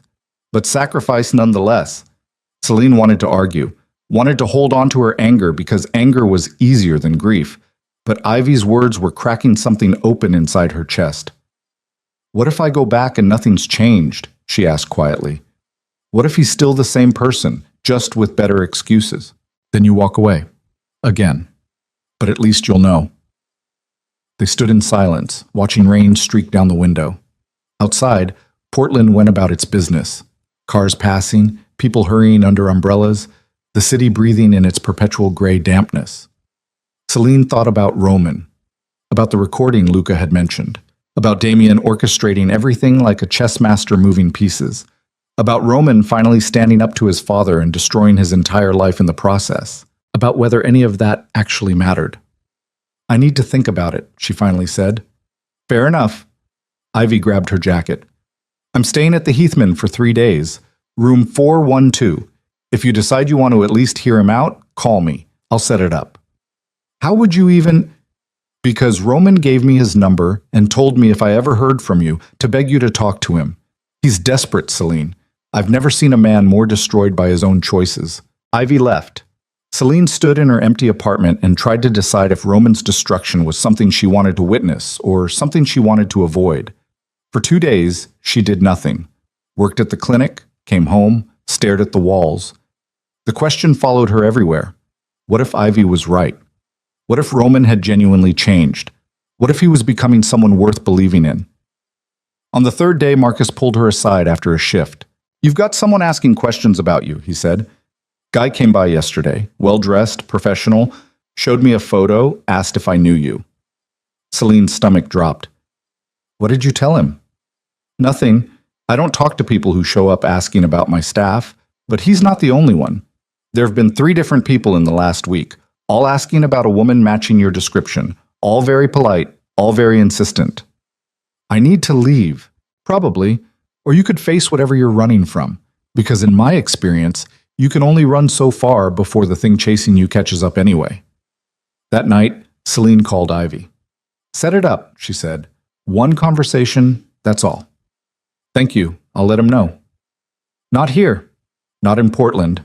Somewhere neutral. Where? Celine thought for a moment. Seattle. There's a coffee shop called Zeitgeist on Jackson Street. Public, busy, safe. Tell him to be there Saturday at noon. He'll be there. And Ivy? If this is some kind of trick, if he brings anyone with him, if there's any suggestion this is anything other than a conversation, I'm gone. For good this time. Understood. Celine hung up and immediately regretted it. What was she doing? Why was she giving Roman another chance to hurt her? Why was she walking back toward the fire that had already burned her once? Because you need to know, a voice whispered in her head. You need to look him in the eye and hear the truth. Then you can finally let go. Saturday came too fast and too slow. Celine took the Amtrak up to Seattle that morning, watched gray landscapes slide past the windows, tried to prepare herself for seeing Roman again. She'd played this moment out in her head 1,000 times, imagined all the things she'd say, all the accusations she'd hurl, all the ways she'd make him understand exactly what he'd destroyed. But now that it was actually happening, all those rehearsed speeches felt hollow. Zeitgeist was crowded when she arrived. Students on laptops, artists sketching, the usual Seattle coffee shop ecosystem. Celine ordered tea she didn't want and found a table in the back corner where she could watch the door. Roman walked in at 11:58. He looked terrible. The polished crime hair was gone, replaced by someone who'd forgotten how to sleep. His hair was longer, uncombed. His clothes were expensive but wrinkled. His face was gaunt, shadows carved deep beneath his eyes. He moved like someone who'd taken a beating and was still feeling it. He spotted her and stopped. For 5 seconds, they just stared at each other across the crowded coffee shop. Then he walked over slowly, like approaching something that might bolt. "Hi," he said. "Sit down." He sat, didn't order anything, just folded his hands on the table and looked at her with eyes that held so much pain Celine almost felt sorry for him. Almost. "Thank you for agreeing to meet me," Roman said quietly. "I wasn't sure you would." "I wasn't sure I would either, but apparently I'm a masochist." A ghost of a smile. "I deserve that." "You deserve a lot worse than that." "I know." They sat in silence. Around them, normal people lived normal lives. Ordered coffee, complained about work, made plans for the weekend. Everything Celine had once wanted and thought she'd found with Roman before discovering it was all built on sand. "I heard about your father," she finally said. Roman's jaw tightened. "I didn't kill him." "I didn't ask. Everyone's asking. The police, the Laurents, the FBI. Everyone thinks I poisoned him, but I didn't." He met her eyes. "I wanted to. God, I wanted to, but I didn't." "Then who did?" "I don't know. Could have been anyone. He had a lot of enemies, made a lot of people suffer over the years. Someone finally had enough." Roman looked down at his hands. Or maybe it really was a heart attack. Maybe the universe decided he'd caused enough damage. Poetic. Not really. Just final. He took a breath. "Did Ivy tell you about the recording?" She mentioned it. "I need you to understand something. When my father told me he'd kill you if I didn't marry Celeste, I believed him. I'd watched him destroy people for decades. I knew exactly what he was capable of. The idea of him hurting you," his voice cracked. "I couldn't let that happen. I thought breaking your heart was mercy compared to what he'd do. You didn't trust me enough to tell me the truth." "No, I didn't, because I was terrified you'd try to fight and get yourself killed. I thought making the choice for you was protecting you." Roman's hands clenched into fists. "I was wrong. About everything. I should have told you, should have fought with you instead of for you, should have trusted that you were strong enough to handle the truth." "Yes, you should have. I know. And I'm sorry. I'm so goddamn sorry, Celine. I destroyed the best thing that ever happened to me because I was too afraid to believe it could survive." Celine studied his face. The exhaustion, the regret, the naked vulnerability of someone who'd been stripped down to nothing and was still standing. "What do you want from me?" she asked. "Another chance. I know I don't deserve it. I know I already burned that bridge. But I'm asking anyway." "To do what? Date you while you run a criminal empire? Pretend the last few months didn't happen? Go back to sneaking around and hoping your next disaster doesn't kill me?" "No. I'm done with all of it. The empire, the family business, everything." Roman leaned forward. "I'm walking away. Selling my shares to the other families. Liquidating assets. I'm done being Damien Duvall's son." Celine blinked. "You're lying." "I'm not. I've already started the process. In 6 months, I'll have nothing to do with any of it. I'll be nobody. Just a man with money trying to figure out how to live a normal life. That's insane. You can't just walk away from that world. I can. I am. Because the alternative is spending the rest of my life becoming my father. And I'd rather die than let that happen. The conviction in his voice was startling. This wasn't the Roman she'd known in Boston, the one who talked about escape but never actually tried. This was someone who'd already made the choice and was living with the consequences. Even if I believed you, Celine said carefully, it doesn't change what happened. You still lied to me, still manipulated me, still let me pack a bag and sit in a safe house waiting for you while you married someone else. I know. You broke something in me, Roman. Something I don't know how to fix. I know that too. Then why are you here? What could you possibly say that would make any of this okay? Roman was quiet for a long moment. When he spoke, his voice was barely audible over the coffee shop noise. Nothing. There's nothing I can say that makes it okay. I'm not here because I think you should forgive me. I'm here because I needed you to know that you were right about everything. Love without courage is meaningless. And I loved you, but I wasn't brave enough to fight for you when it mattered. He stood up. I just needed you to know that I see that now. And I'm trying to become someone who would have made different choices. He turned to leave. Celine watched him walk toward the door and felt something crack open inside her chest. All the anger she'd been carrying, all the righteous fury, it was real. It was justified. But underneath it was something else. Grief. For what they'd lost. For who they might have been if the world had been kinder. Roman. He stopped, turned back. Why should I believe you're actually changing? Why should I think this isn't just another performance? Because I don't want you back. The words hit like a slap. Celine stared at him. Roman walked back to the table but didn't sit. I want you back more than I've ever wanted anything, but I know that's not fair to you. You deserve better than someone who destroyed you and is now asking for do-overs. You deserve someone who got it right the first time. His voice was steady, final. I'm not trying to convince you to give me another chance. I'm trying to apologize, to take accountability, to tell you that you were right to leave, and I hope you build an incredible life without me in it. Mam Kititi. Celine's throat was tight. Then why track me down? Why send investigators? Because I needed to know you were safe, that my father's threats didn't follow you, that you were actually okay. He pulled out his phone, showed her a photo. It was of the clinic in Portland. I know where you work. I know you're helping people who can't afford traditional health care. I know you're building something meaningful, and I'm going to leave you alone to do that. You're just going to walk away. Yes, after all this, after burning your life down, after coming all the way to Seattle. Yes, because this isn't about me getting what I want. It's about you getting what you deserve, which is a life without someone who hurt you as badly as I did. He turned again. This time he made it to the door. Celine sat frozen, watching through the window as Roman walked out into Seattle rain and disappeared into the crowd. She'd prepared for a lot of things. For him to beg. For him to manipulate. For him to promise the world and deliver nothing. She hadn't prepared for him to actually let her go. The tea in front of her had gone cold. Around her, people kept living their lives, oblivious to the fact that Celine's entire understanding of the last few months had just been upended. Roman wasn't trying to win her back. He was trying to set her free. She stood up on shaking legs and walked outside. Rain soaked through her jacket immediately. She looked left, right, trying to spot him in the crowd. There.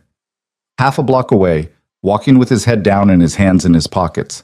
Celine started after him, broke into a run. Roman! He stopped, turned. She caught up to him, breathing hard, rain streaming down her face. You're just leaving? She demanded. You're not even going to fight? I told you. I heard what you said, that I deserve better, that you're letting me go. But what if I don't want to be let go? What if I want you to actually fight for me? Roman stared at her, rain plastering his hair to his forehead. Are you saying, I'm saying I don't know. I'm saying I'm furious at you. I'm saying you destroyed me, and I don't know if I can ever trust you again. But I'm also saying that walking away without even trying feels like you're still choosing the easy path. The easy path would be begging you to take me back. This is the hardest thing I've ever done. Then why are you doing it? Because you asked me to become someone brave enough to fight for what I wanted. And what I want is for you to be happy, even if that means being happy without me. The words hung between them in the rain. Celine searched his face, looking for the lie, the manipulation, the angle. She'd been so sure he'd try to win her back with pretty words and empty promises, but there was nothing but honesty in his eyes. Raw, painful honesty. "I'm not ready to forgive you," she said. "I know. I might never be ready to forgive you. I know that too. But I'm also not ready to say goodbye." Roman's expression shifted. Not hope exactly. Something more fragile. "What are you saying?" "I'm saying maybe we try something different. Maybe we start over. Not as the people we were in Boston. That's dead. But as whoever we are now. Strangers who happen to know each other's worst choices. Strangers. Can you do that? Can you put aside everything that happened and just be a person instead of a guilt-ridden martyr trying to earn forgiveness?" For the first time since he'd walked into the coffee shop, Roman smiled. A real smile. Small and uncertain, but genuine. "I can try." "Good. Because I've been trying to hate you for 2 months, and I'm tired of failing." She reached out and took his hand. His fingers closed around hers carefully, like holding something precious and breakable. They stood in the rain on a Seattle street corner, two people who'd destroyed each other trying to figure out if they could build something from the ruins. "Where do we even start?" Roman asked. "I don't know. Coffee that's actually good instead of whatever that place was serving?" He laughed. The sound was startled and real and made something in Celine's chest unclench for the first time in months. They walked down the street together, still holding hands, looking for somewhere dry. Around them, the city moved in its Saturday afternoon rhythm. People shopping, people arguing, people living ordinary lives. Maybe they could have that someday. Maybe not.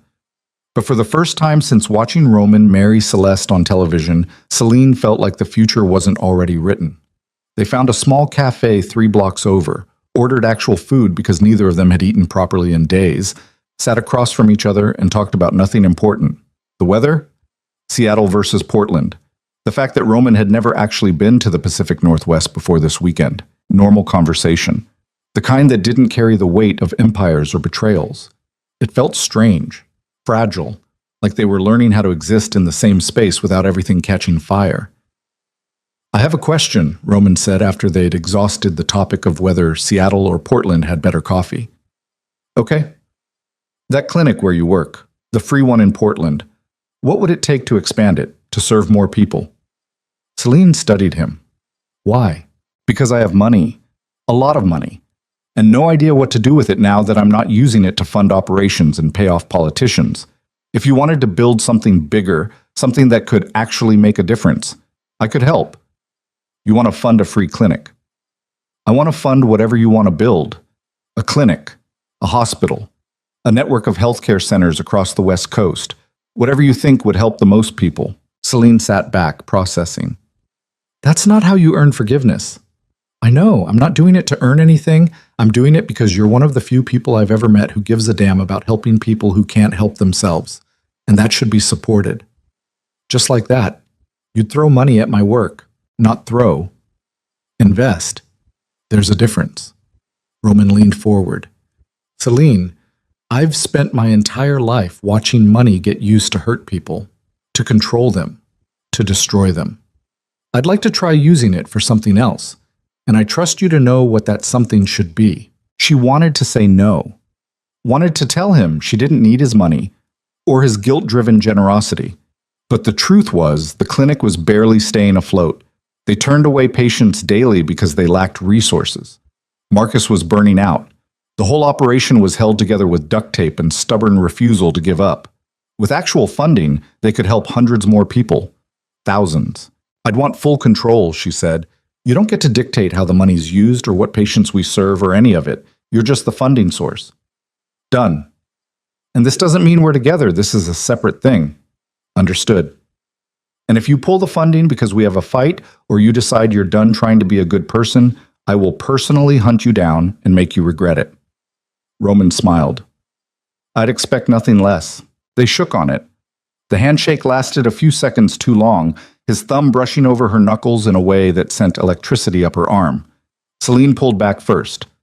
"We should probably figure out logistics," she said, trying to sound professional instead of flustered. "Right. Logistics." Roman pulled out his phone. "I'll have my lawyer draw up the paperwork, a charitable foundation. You run it, I fund it, everyone benefits." You have a lawyer who does charitable foundations? I have a lawyer who does whatever I pay him to do. He's very flexible. They spent the next hour hammering out details. How much money? What timeline? What kind of oversight Celine would accept? It was the most normal, functional conversation they'd ever had. No life or death stakes, no hidden agendas. Just two people trying to solve a problem together. When they finally left the cafe, it was getting dark. The rain had stopped, but the streets were still wet, reflecting streetlights in fractured patterns. I should get back to Portland, Celine said. I have a shift tomorrow. Right. Of course. Roman looked like he wanted to say something else, but was stopping himself. What? Can I see you again? Not for business, just to see you. Celine considered. Every rational part of her brain screamed that this was a mistake, that she was walking back towards someone who'd already proven he'd choose wrong when tested, that forgiveness was one thing, but trust was something else entirely.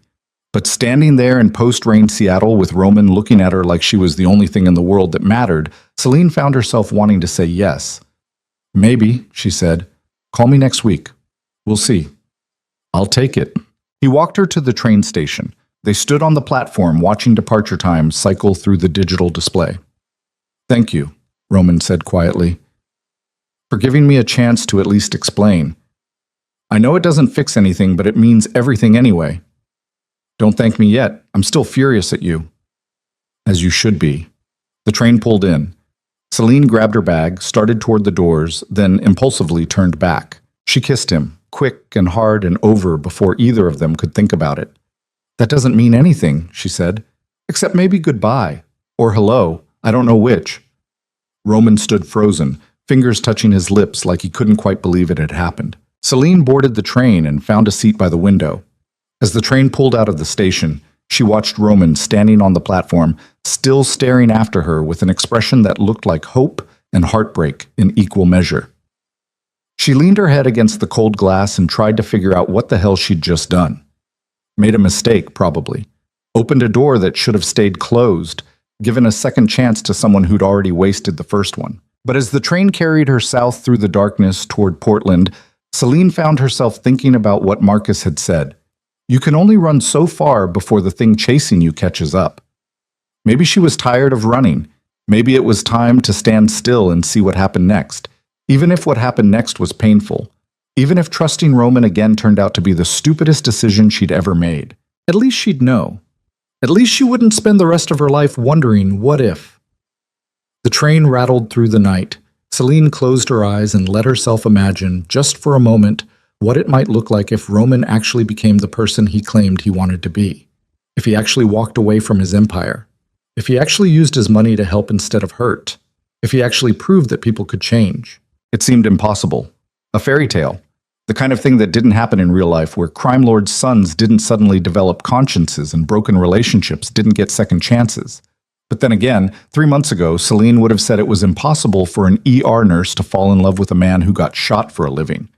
And look how that turned out. She opened her eyes and stared out at the darkness rushing past, wondering if she was about to make the best decision of her life or walk straight into a second heartbreak that would finish what the first one started.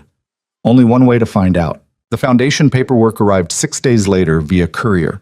Celine was at the clinic treating a teenager's infected piercing when Marcus walked in holding a thick manila envelope with a law firm's embossed logo across the front. "This just came for you," he said, eyebrows raised. "From Berkshire Legal Group. That's expensive representation. What did you do, win the lottery?" Celine's hand stilled on the antiseptic swab. "Something like that." She finished with the patient, gave instructions about keeping the site clean, then took the envelope to the tiny office that doubled as a supply closet. Inside were contracts, incorporation documents, and a letter from Roman's attorney outlining the structure of the Hartwell Community Healthcare Foundation. Initial funding, $2 million. Projected annual budget, $500,000. Full operational control vested in Celine Vale, founder and executive director. At the bottom, a handwritten note in Roman's precise script. No strings, no conditions. Just build something that matters. Celine sat in the cramped office staring at papers that represented more money than she'd see in a lifetime of nursing. Money that could change everything. Expand the clinic, hire actual staff, provide medications they currently had to ration, Serve everyone who walked through the door instead of turning people away. Blood money, a voice whispered in her head. Crime empire money. Money built on suffering. But another voice, quieter, more pragmatic, countered. Money that could ease suffering now. Money that could save lives regardless of where it came from. She signed the papers. That night, Roman called. Did you get the documents? Yeah, it's too much. It's a starting point. If you need more to really scale up, let me know. Celine leaned against her apartment window, watching rain fall on southeast Portland. I'm not comfortable with this. With the foundation? With you buying your way back into my life? Roman was quiet for a moment. That's not what I'm doing. The foundation exists whether we talk again or not. You could hang up right now and never speak to me again and the money would still be there. Then why are you calling? Because I wanted to hear your voice. Because I spent 2 hours in meetings today with lawyers and accountants and people managing my father's estate, and all I could think about was how you looked in Seattle, how you kissed me before getting on the train. Something in Celine's chest tightened. That kiss didn't mean anything. I know. You said that. I'm just telling you what I thought about anyway. The honesty in his voice was disarming. No games, no manipulation, just straightforward truth. How's the empire dismantling going? She asked. Slowly. Turns out walking away from organized crime is complicated. There are contracts, territories, people whose livelihoods depend on operations I'm trying to shut down. I can't just burn it all overnight. But you're actually doing it. Yes, I've already sold off 3 major holdings, cut ties with 6 different families, pissed off approximately everyone who worked with my father. He sounded exhausted. The Laurents are threatening legal action. My father's old associates think I'm weak, and someone tried to run me off the road last week. Celine straightened. What? Don't worry, I'm fine. They wanted to scare me, not kill me. If they'd wanted me dead, I'd be dead. That's not reassuring. It's the world I'm living in until I finish extricating myself. 6 more months. Maybe less if I'm lucky. A pause. I don't want you anywhere near this mess. That's why I'm telling you, so you understand that staying away from me right now is the smart choice. Are you trying to talk me out of giving you a second chance? I'm trying to be honest about what that second chance looks like. It looks like me dealing with dangerous people while trying to dismantle an empire. It looks like potential violence and constant risk. It looks like everything I wanted to protect you from in the first place. Celine closed her eyes. This was the test, wasn't it? Roman was giving her an out, showing her the reality instead of selling her a fantasy. The old Roman would have lied, would have minimized the danger, would have told her everything was fine. This Roman was telling her the truth and letting her make her own choice. I'm still angry at you, she said. You should be. And I don't trust you yet. I wouldn't trust me either. But I want to try, whatever that means. She could hear Roman's breath catch. You're sure? No. But I'm doing it anyway. They talked for 2 more hours. About nothing. About everything. About what Celine wanted to do with the foundation and Roman's plans for after he liquidated his father's holdings. They didn't talk about Boston, didn't talk about Celeste or the wedding or the safe house. Those wounds were too fresh to touch directly. Instead, they built something new, tentative, fragile as spun glass. Celine started calling him once a week, then twice, then every other day. The conversations were careful at first, both of them navigating around the minefield of their history. But gradually, carefully, they found a rhythm. Roman told her about the business of leaving the criminal underworld, the negotiations, the threats, the constant tension of trying to extract himself from a life that didn't let people go easily. Celine told him about the clinic expansion, about hiring 2 new nurses and a part-time doctor, about the patients whose lives were changing because they finally had access to consistent health care. 3 weeks after Seattle, Roman flew to Portland. He texted first. I'm in town for meetings. Can I see you? Celine's first instinct was to say no. Keep the distance. Keep this thing between them theoretical and safe. Instead, she texted back an address. They met at a park along the Willamette River. Gray afternoon, clouds threatening rain that hadn't arrived yet. Roman was waiting on a bench overlooking the water, wearing jeans and a dark jacket, looking more normal than she'd ever seen him. No suits, no bodyguards. Just a man sitting alone watching boats drift past. Celine sat down next to him, leaving a careful foot of space between them. Hi, she said. Hi. He looked at her like he was memorizing her face. You cut your hair shorter. Needed a change. It looks good. They sat in silence watching the river. Portland went about its business around them. Joggers, cyclists, people walking dogs. Normal life happening while Celine sat next to a man who'd broken her heart and was somehow, impossibly, trying to put it back together. The foundation cleared its first major audit, she said. Everything's legitimate, legal, above board. Good. That's good. Marcus wants to open a second location, somewhere in North Portland where the need is even higher. Do it. I'll adjust the funding. Just like that. Just like that. Roman turned to look at her. Celine, I meant what I said. The money isn't leverage. It's not a bargaining chip. Use it however you think will help the most people. She studied his face, looking for the angle, the hidden agenda, found nothing but sincerity. Why are you really here? She asked. Because I missed you. Because phone calls aren't enough. Because I'm trying to figure out if we can actually salvage this, or if I should accept that I destroyed something irreparable. And what do you think? I think you're sitting here instead of walking away. So maybe there's hope. Celine's throat was tight. Don't mistake my curiosity for forgiveness. I'm not. I know the difference. Do you? Because sometimes I think you're so busy punishing yourself you can't see that I'm not ready to absolve you yet. Roman nodded slowly. You're right. I'm sorry. Stop apologizing. I'm tired of apologies. They don't fix anything. Then what do you want from me? Good question. What did she want? For him to suffer? He was already suffering. For him to prove he'd changed? He was actively dismantling his entire life to prove exactly that. For the past to be different? Impossible. Time, she finally said. I want time to figure out if the person you're becoming is someone I can actually trust. Not just in theory, in practice. How much time? However long it takes. Weeks, months, maybe years. Can you do that? Can you be patient while I figure this out? Yes. The certainty in his voice startled her. Just like that? No argument? Celine, I spent 6 months lying to you and then destroyed us in one night. If you need years to trust me again, that's still less time than I deserve to be shut out. Roman shifted to face her fully. I'll take whatever you're willing to give.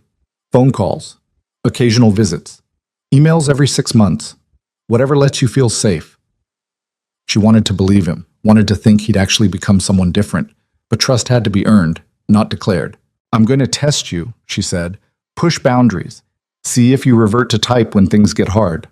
I know. And when that happens, I might walk away for good. I know that too. Then why are you here? Because giving up would be easier, and I'm done taking the easy path. Celine felt something crack open in her chest. Not forgiveness, not yet. But maybe the beginning of it. The first hairline fracture in the wall she'd built. She reached over and took his hand. Roman looked down at their joined hands like he'd been given something precious and breakable. They sat like that for 20 minutes, not talking, just existing in the same space without everything catching fire. When Celine finally stood to leave, Roman walked her to her car. When can I see you again? He asked. I don't know. I'll call you. Okay. She got in her car, started the engine. Roman stood in the parking lot, watching her with an expression that held so much longing it physically hurt to look at. Celine drove away without looking back. For 2 weeks, everything was fine. The clinic expanded. Roman stayed in contact but kept his distance. They talked on the phone, carefully building something that resembled friendship, with the ghost of their old relationship haunting every conversation. Then Marcus pulled Celine aside during a shift. Someone's been asking about the foundation, he said quietly. Where the money came from, who's funding it? Celine's stomach dropped. Who's asking? FBI. They came by yesterday, very polite, very interested in our sudden influx of resources. What did you tell them? The truth? That we received funding from a legitimate charitable foundation. Showed them the paperwork.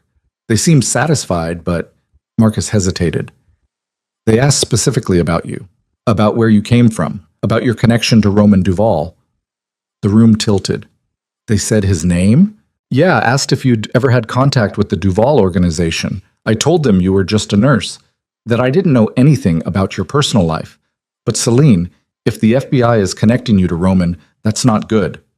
She went home early, hands shaking, and called Roman immediately. The FBI came to the clinic, she said as soon as he picked up. They're asking about you, about us, about the foundation. Silence. Then, fuck. What's happening? My father's empire is under federal investigation. Has been for years. With him dead, they're scrambling to build cases against everyone who worked with him, including me. Roman's voice was tight. I thought I could walk away clean, but they're treating me like a continuation of his operations instead of someone trying to leave.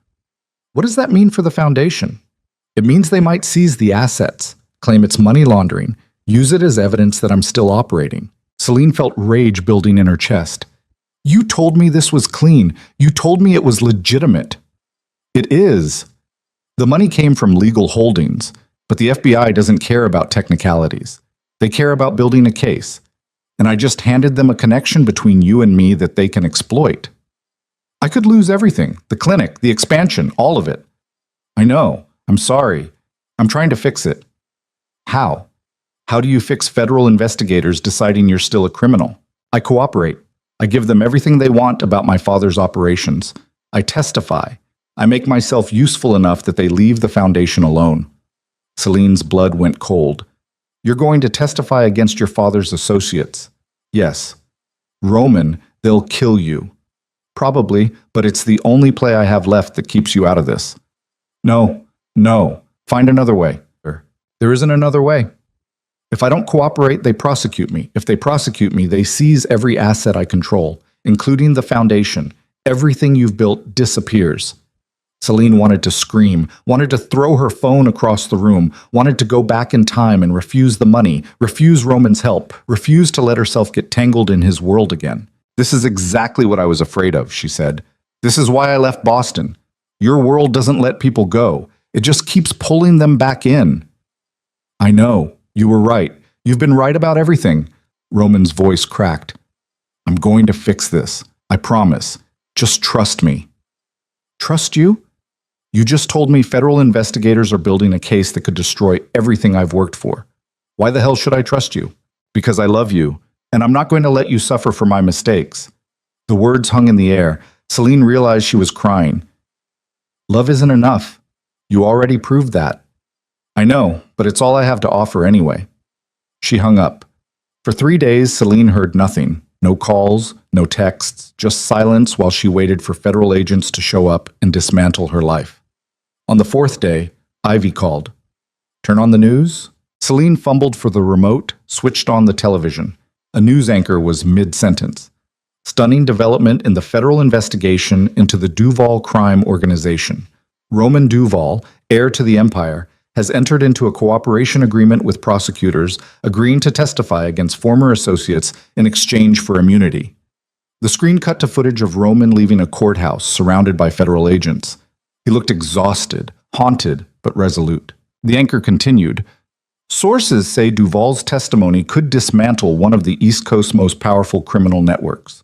In a related development, the Hartwell Community Healthcare Foundation, funded by Duval, has been cleared of any criminal investigation after a thorough audit revealed all assets originated from legitimate sources.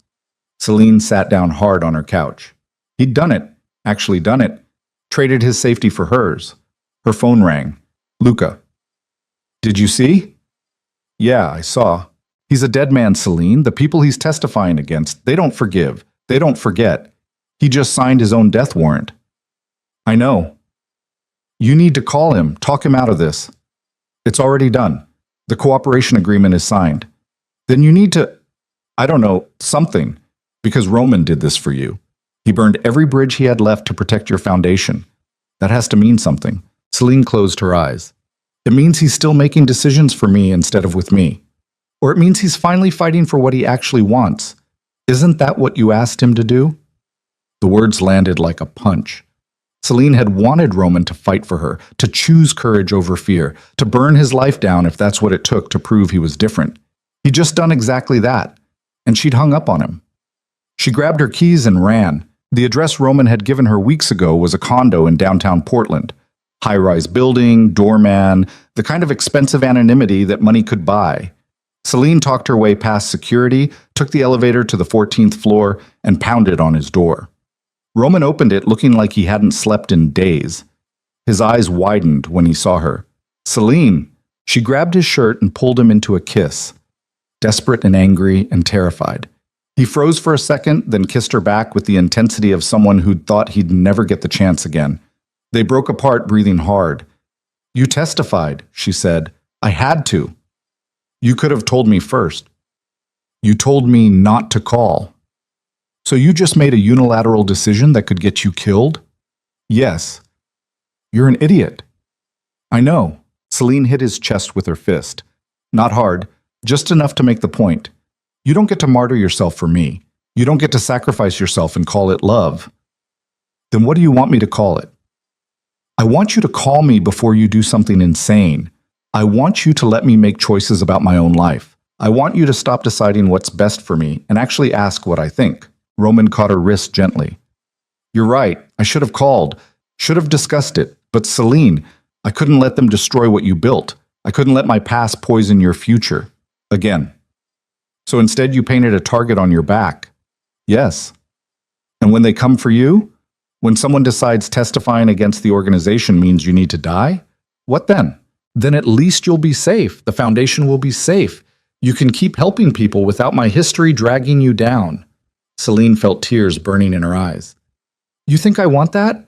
You think I want to build something meaningful while knowing you died to make it possible? Better than the alternative. Which is what?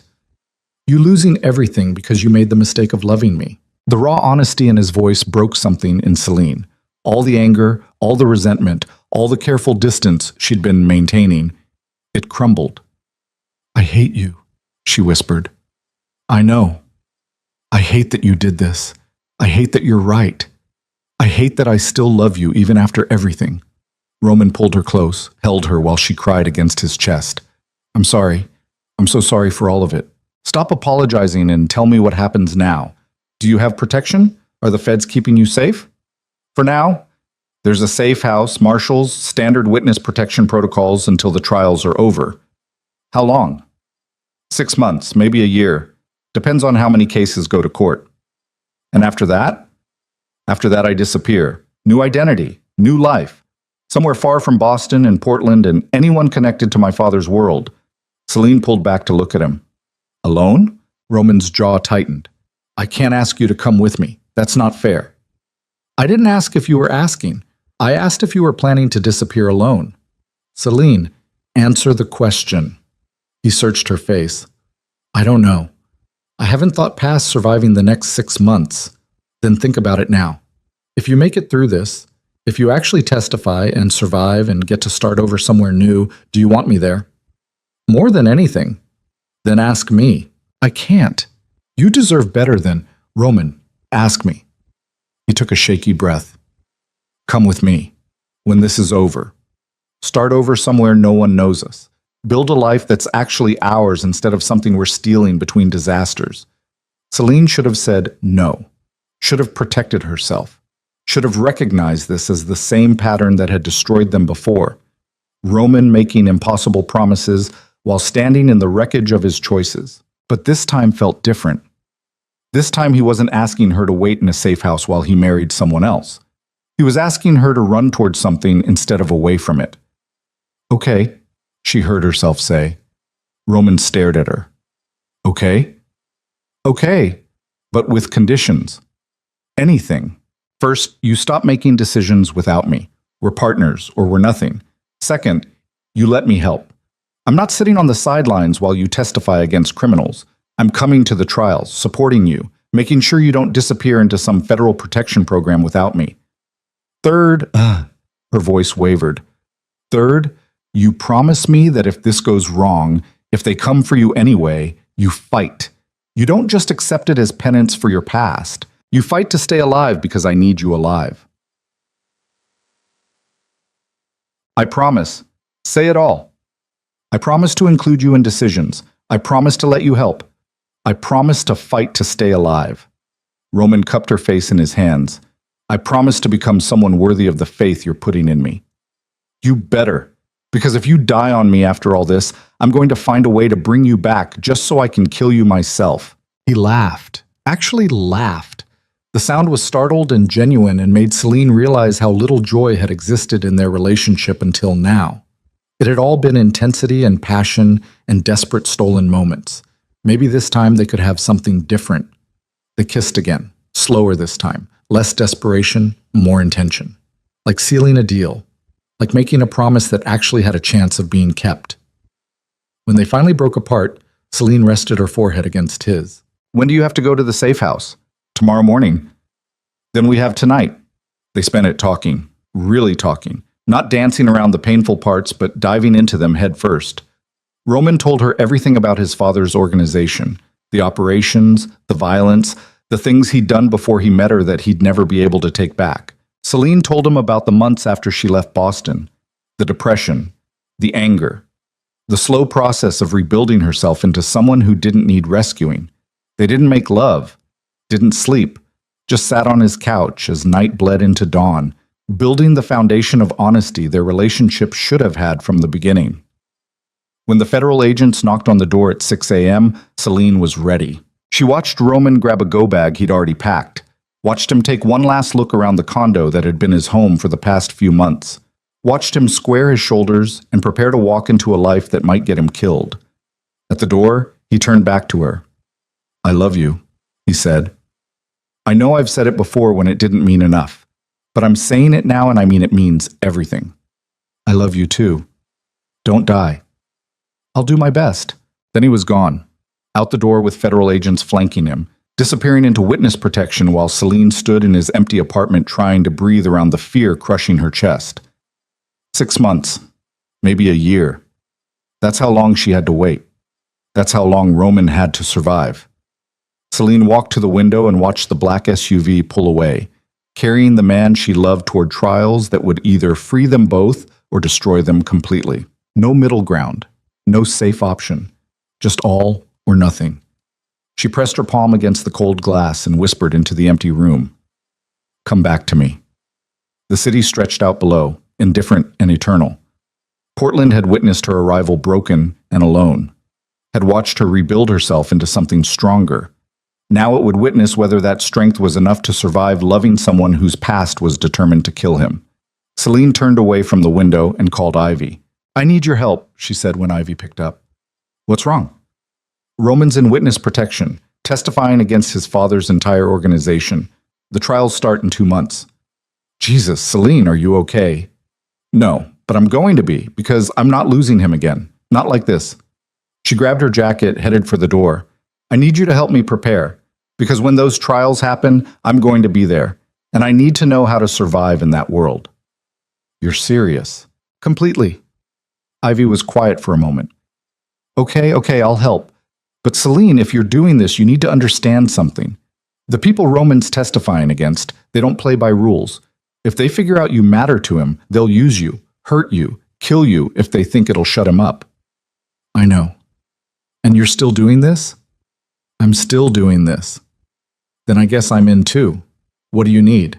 Celine stepped out into the early morning Portland rain, feeling it soak through her clothes, feeling alive for the first time since watching Roman get into that SUV. "Everything," she said. "I need to know everything about how to survive a war. Because that's what this was. A war between Roman's past and their potential future. And Celine was done watching from the sidelines. She was going to fight, and she was going to win, or die trying. The rain fell harder, washing over Portland like baptism or burial. Celine walked through it with her phone pressed to her ear and her mind already calculating strategy, preparing for the battles ahead. 6 months until the trials. 6 months to prepare. 6 months to become someone who could stand beside Roman Duvall in front of the most dangerous people on the East Coast and not flinch. She'd been a nurse, then a survivor, then a builder. Now she needed to become a warrior. The woman who'd fallen in love with a crime lord in a Boston ER was gone, burned away by betrayal and heartbreak. What rose from those ashes was someone harder, someone who'd looked at impossible odds and decided to fight anyway, someone who understood that love without courage was meaningless. And Celine Vale had finally found her courage. Now she just had to survive long enough to use it. The first trial began on a Tuesday morning in October when the leaves were turning colors Celine had never seen in Boston. She sat in the federal courthouse gallery wearing a navy suit Ivy had helped her pick out, her hair pulled back, her face composed in a mask of calm she didn't feel. Roman entered through a side door flanked by U.S. Marshals. He'd lost weight during his months in witness protection. His suit hung differently on his frame, his face all sharp angles and shadows. But when his eyes found hers across the courtroom, something in his expression softened. She nodded once, just enough to say, "I'm here. I'm not leaving." The prosecution's case was methodical and brutal. They laid out decades of Damien Duval's operations, the extortion, the violence, the bodies that had never been found. And Roman sat in the witness box day after day, confirming it all, providing details only someone inside the organization could know, destroying the legacy his father had built and everyone who'd helped maintain it. The defense attorneys tried to break him, accused him of lying to save himself, painted him as a coward turning on his own people for immunity. Roman took it all without flinching, his voice steady as he recounted crimes he'd witnessed, participated in, enabled through his silence. Celine watched him transform testimony by testimony, watched him strip away the last vestiges of the man who'd once believed family loyalty meant protecting monsters, watched him choose truth over comfort for the first time in his life. On the fourth day, during a recess, a man in an expensive suit approached Celine in the courthouse cafeteria. "Ms. Vale, I wonder if we might have a word." She looked up from her coffee. The man was older, maybe 60, with silver hair and the kind of face that had learned to hide everything dangerous behind pleasant neutrality. "Who are you?" "Victor Laurent, Celeste's father." He sat down across from her without waiting for an invitation. "I wanted to meet the woman who inspired Roman Duval to destroy everything his father built." Celine's hand tightened around her coffee cup. "I didn't inspire anything. Roman made his own choices." "Did he? Or did you simply represent an escape from a life he'd always hated? A convenient excuse to blow up an empire he never wanted to inherit? What do you want?" "I want you to understand the consequences of his testimony. Roman is implicating people across 6 states, people with families, people with legitimate businesses built alongside their less legitimate operations. He's not just taking down criminals, he's destroying lives. Those people destroyed lives first. And that makes it justice? Or just revenge dressed up as righteousness?" Victor leaned forward. "My daughter loved him, in her own way. She understood what their marriage meant, a merger, a strategic alliance. She didn't expect romance, but she offered partnership, respect, a future where Roman could have maintained the empire while living however he wanted in private. He didn't want that future. He wanted you. There's a difference." Victor's smile didn't reach his eyes. "And now he's burning everything down for the possibility of a life with a woman who might not even survive what comes next. Is that a threat?" "It's an observation. The people Roman's testifying against have long memories and resources you can't imagine. You think federal protection lasts forever? You think they'll stop looking for him? For you?" Celine met his eyes without blinking. "Let them look." Brave words. But bravery doesn't stop bullets. It doesn't prevent car accidents. It doesn't save you when someone decides you're more valuable as leverage than as a person. If you're trying to scare me into leaving, you're wasting your time. I'm not trying to scare you. I'm trying to save you. Walk away now. Let Roman finish this alone. Disappear back to your clinic in Portland and build your safe little life. Because if you stay, you become a target. And eventually, someone will use you to get to him. He'd never cooperate? He'd never betray his principles to save you?" Victor laughed quietly. "Ms. Vale, that's exactly what he'd do. That's what he's always done. Roman Duval is a man who sacrifices everything for the people he loves. It's his greatest weakness. And if you stay in his life, someone will exploit that weakness until there's nothing left of either of you." He stood up, adjusted his suit jacket. "Think about it. You have until the trial ends to make a different choice. After that, the invitations to walk away peacefully expire." Victor left. Celine sat alone in the cafeteria, coffee gone cold in her hands, trying to control the fear crawling up her spine. She didn't tell Roman about the conversation. Didn't want to give him another reason to sacrifice himself. Instead, she showed up every day, sat in the gallery, and became a constant presence the defense attorneys learned to hate, because Roman's eyes found her whenever the questioning got brutal, and he drew strength from seeing her there. The first trial ended with guilty verdicts across the board. 3 of Damien's top associates going to prison for 20 years minimum. The second trial started 2 weeks later. Then the third. Roman testified in all of them, his voice growing hoarser, his face more drawn, but his resolve never wavering. 4 months into the process, Ivy pulled Celine aside after a court session. "You're being followed," Ivy said quietly. "Don't turn around." Black sedan, 2 men. They've been tailing you for 3 days. Celine's blood went cold. "Did you?" "I called the marshals. They're aware." "But Celine, this is getting dangerous. Maybe Victor was right. Maybe you should." "I'm not leaving." "Even if staying gets you killed?" "Even then." Ivy grabbed her shoulders. "Listen to me. I love you. You're my best friend. But I'm watching you destroy yourself for a man who's already cost you everything. How much more are you willing to lose?" "As much as it takes." "That's not romantic. That's suicidal." Maybe, but it's my choice. Mine. Not Roman's, not Victor Laurent's, not anyone else's. Celine pulled free gently. I spent 6 months in Portland building a life that mattered. And it did matter. It still matters. But it wasn't complete.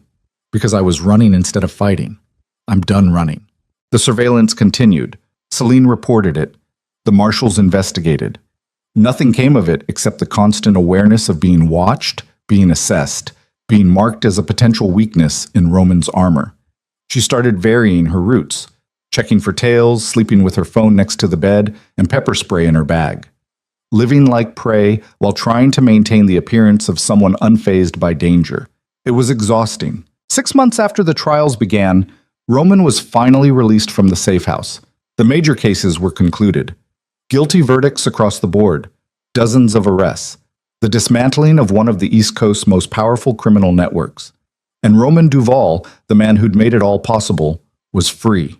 They met in a park in Seattle. Neutral territory, public space, marshals watching from a discreet distance. Roman looked better than he had during the trials.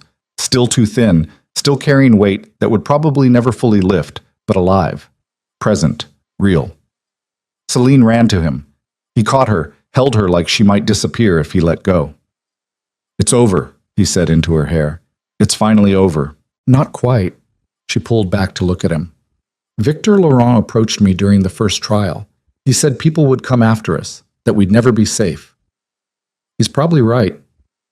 I don't care. You should. Celine, the deal I made with the feds includes witness protection for both of us if we want it. New identities, new lives, somewhere far away from anyone connected to my father's world. And if we don't want it, then we take our chances, live openly, hope that enough people went to prison that the ones still free decide we're not worth the risk. Roman cupped her face in his hands. "I'm not making this decision for you. I'm asking what you want." Celine thought about the clinic, about the foundation, about Marcus and the patients and the life she'd built in Portland that actually mattered. Then she thought about Victor's threat, about the surveillance, about living every day wondering if this would be the day someone decided she was leverage worth using. "What do you want?" she asked. "I want to wake up next to you without wondering if someone's going to try to kill us. I want to build something normal, boring, safe. I want all the things I never thought I could have." "Where?" "Somewhere small. Somewhere no one knows the name Duval. Somewhere we can just be people instead of targets."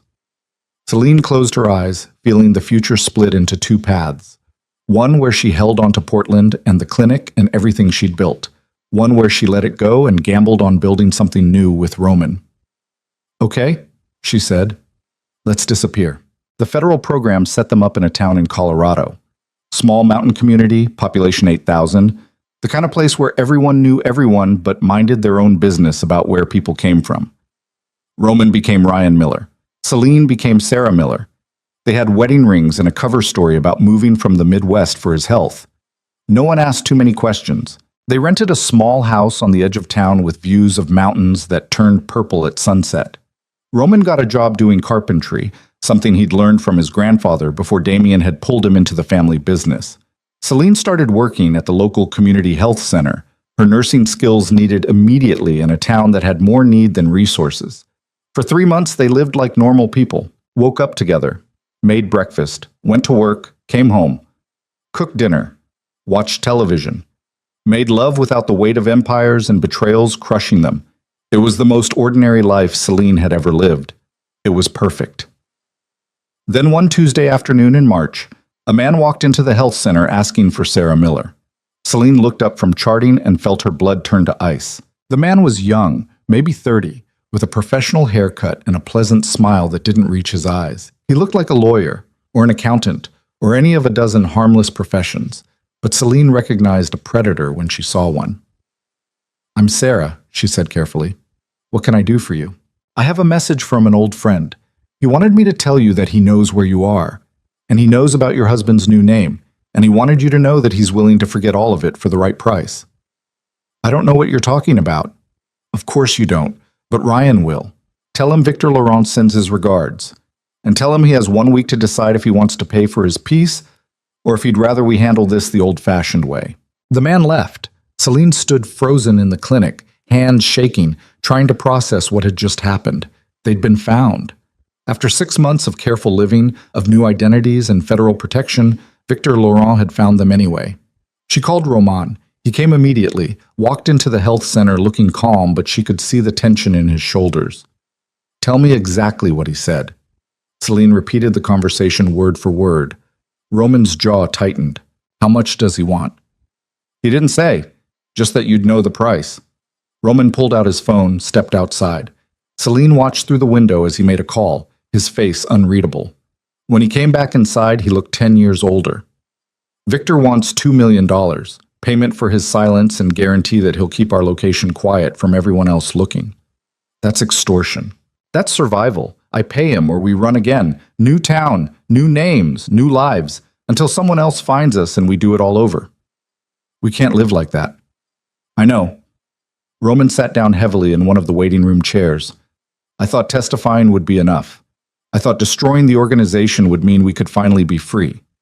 But Victor's right. There's always someone left. Always someone who wants revenge or money or just to hurt people because that's all they know how to do." Celine sat down next to him. "So what do we do?" "I don't know. I can pay him. I still have money from the liquidation. $2 million won't bankrupt us. But it sets a precedent, and once people know we'll pay, they'll keep coming back. Then we don't pay. Then he tells people where we are. And someone who wants me dead more than they want money will come finish what the trial started." They sat in silence, the afternoon sunlight streaming through the windows, illuminating the impossible situation they'd landed in. "What if we go to the marshals?" Celine asked. "Tell them we've been found, get relocated again. They'll move us, but they can't guarantee it won't happen again. Victor found us once. He'll find us again, and eventually we'll run out of places to hide. So we're trapped. We can pay forever, or run forever, or die. Yeah, those are the options." Celine felt something inside her shift. All this time she'd thought surviving meant escaping, thought safety meant distance. But sitting in a health center in Colorado, while someone demanded payment for the privilege of being left alone, she realized the truth. There was no escaping Roman's past. It would follow them forever. Not because they deserved it, but because that's how that world worked.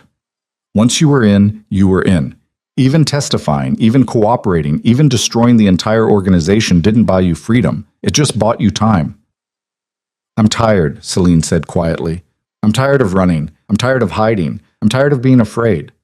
"So am I." "Then let's stop." Roman looked at her. "What are you saying?" "I'm saying we pay Victor. We pay him and we stay here and we build our life anyway. And if someone else comes looking, we deal with it then. But I'm not running anymore. I'm not giving up this place, this life, this version of us, just because someone found us. We earned this. We fought for it. I'm not surrendering it without a fight." "You're talking about living with a target on your back." "I've had a target on my back since the night I stitched you up in Boston. At least now I'm choosing to keep it there instead of having it forced on me." Roman studied her face, looking for doubt, for fear. Celine looked back steadily. "Are you sure?" he asked. "No, but I'm doing it anyway." Something that looked like relief crossed his expression. "Okay, we pay Victor. We stay here. We take our chances. Together." Together. Roman made the call, arranged the payment. $2 million transferred to an offshore account in exchange for Victor's silence and his promise to redirect anyone else who came looking. It was a promise worth exactly nothing, but it bought them time, and time was all they'd ever really had anyway. 6 months later, Celine stood outside a building in downtown Glenwood Springs, looking up at the sign she'd just had installed. Hartwell Community Clinic, serving all who need care. The foundation money from Portland had followed her here, restructured and refined. This clinic was smaller than what she'd built in Oregon, but it served a community with even greater need. Rural Colorado had plenty of people who couldn't afford healthcare, who fell through the cracks of the system, who needed someone to care about them beyond their ability to pay. Celine had become that someone. Roman walked up behind her, slid an arm around her waist. "It looks good," he said. It looks real. It is real. You made it real. She leaned back against him, watching people walk past their clinic. Some of them would become patients. Some would spread the word. Some would just be grateful that someone cared enough to try. "Do you ever regret it?" Celine asked. Testifying, walking away, all of it. "Every day." She turned to look at him. "Really? I regret that it was necessary. I regret that my father built something so poisonous it destroyed everyone who touched it. I regret the years I wasted being afraid to leave." Roman's expression was serious. "But I don't regret choosing you. I don't regret fighting to become someone worth choosing, even if it meant losing everything else. We didn't lose everything. We're still here. We are. Against pretty impressive odds." Celine thought about those odds, about Victor's threats and surveillance, and the constant awareness that safety was temporary and peace was something you fought for daily instead of something you achieved permanently. "Do you think it'll ever really be over?" she asked. "No. I think we'll always be looking over our shoulders. I think there will always be someone out there who wants revenge or money or just to hurt us because they can. But I also think we can build a life worth protecting anyway. This clinic, this town, each other, that's real too. Maybe more real than the danger because we chose it knowing the cost." He was right. They'd chosen this. Not blindly, not naively, but with full knowledge of what it meant. And it meant living with fear but not letting fear win. It meant building something meaningful while accepting it could be taken away. It meant loving someone despite knowing love made you vulnerable. It meant being human in the fullest, most complicated sense. Celine reached up and kissed Roman, her husband, her partner, the man who'd destroyed her and rebuilt her and was still standing beside her after everything. "Let's go home," she said.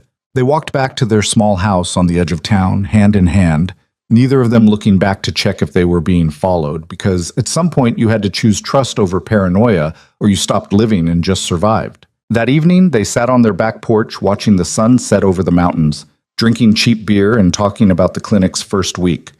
Celine had treated a diabetic rancher, a kid with a broken arm, 3 cases of strep throat, and an elderly woman who just needed someone to check her blood pressure and tell her she was going to be okay. Normal medicine, normal problems, normal life. It felt like victory. Roman's phone buzzed. He glanced at it, then showed Celine the screen. A text from Luca. "Heard through the grapevine you're doing well. Good for you. Stay safe." "He's still checking on us," Celine said. "Some people can't help being loyal even after the thing they were loyal to is gone." "Is that what you were? Loyal?" "For too long. Then I figured out loyalty to something rotten just makes you rotten too. Better to be loyal to people who actually deserve it." He took her hand. Celine laced their fingers together, feeling the calluses from his carpentry work, the strength in his grip, the absolute certainty of his presence. This was real. This moment. This life. These choices. Everything else, Boston, the trials, the surveillance, the threats, was background noise. Important background noise that shaped who they'd become, but not the whole story. The whole story was 2 people learning to choose each other every day. Learning to build something meaningful from the wreckage of what they'd destroyed. Learning that redemption wasn't a destination, but a practice, something you did daily instead of something you achieved once and claimed forever. "I love you," Celine said into the gathering darkness. "I love you too, for whatever that's worth." "It's worth everything. It always was. We just had to become brave enough to believe it." Roman pulled her closer. They sat together as night fell over Colorado, 2 people who'd survived impossible odds and come out the other side changed but unbroken. The next morning, Celine woke to sunlight streaming through the bedroom window and Roman already up, making coffee in the kitchen. She could hear him humming something off-key while he worked. She lay there for a moment, just listening, letting herself feel the ordinary beauty of it. No gunshots, no threats, no federal agents, no empire crashing down around them. Just a man making coffee in a small house in Colorado. Just a woman who'd fought her way through hell to get here. Just life. Normal, complicated, beautiful life. Celine got up, pulled on Roman's discarded shirt from the night before, and walked into the kitchen. He turned when he heard her, smiled that small private smile he saved just for her. "Morning," he said. "Morning." He handed her a cup of coffee, made exactly how she liked it. Too much cream, 2 sugars. She took it and stood next to him at the counter, both of them looking out the kitchen window at mountains that would never stop being beautiful. "You ready for today?" he asked. The clinic was hosting a community health fair. Free screenings, vaccinations, basic care for anyone who walked through the door. Celine had been planning it for weeks. "Ready as I'll ever be." "You're going to change lives today. You know that, right?" "Maybe. Or maybe I'll just help a few people feel a little less alone in their struggles." "That's enough." Roman kissed her temple. "That's more than enough.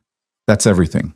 They finished their coffee, got dressed, drove into town together in the used truck Roman had bought last month. Everything was secondhand here. Everything was modest. They lived on a budget that would have seemed impossible in their old lives. And it was perfect. The health fair was chaos in the best possible way. Hundreds of people showed up, families with kids, elderly folks who hadn't seen a doctor in years, workers who couldn't afford to miss shifts for regular appointments.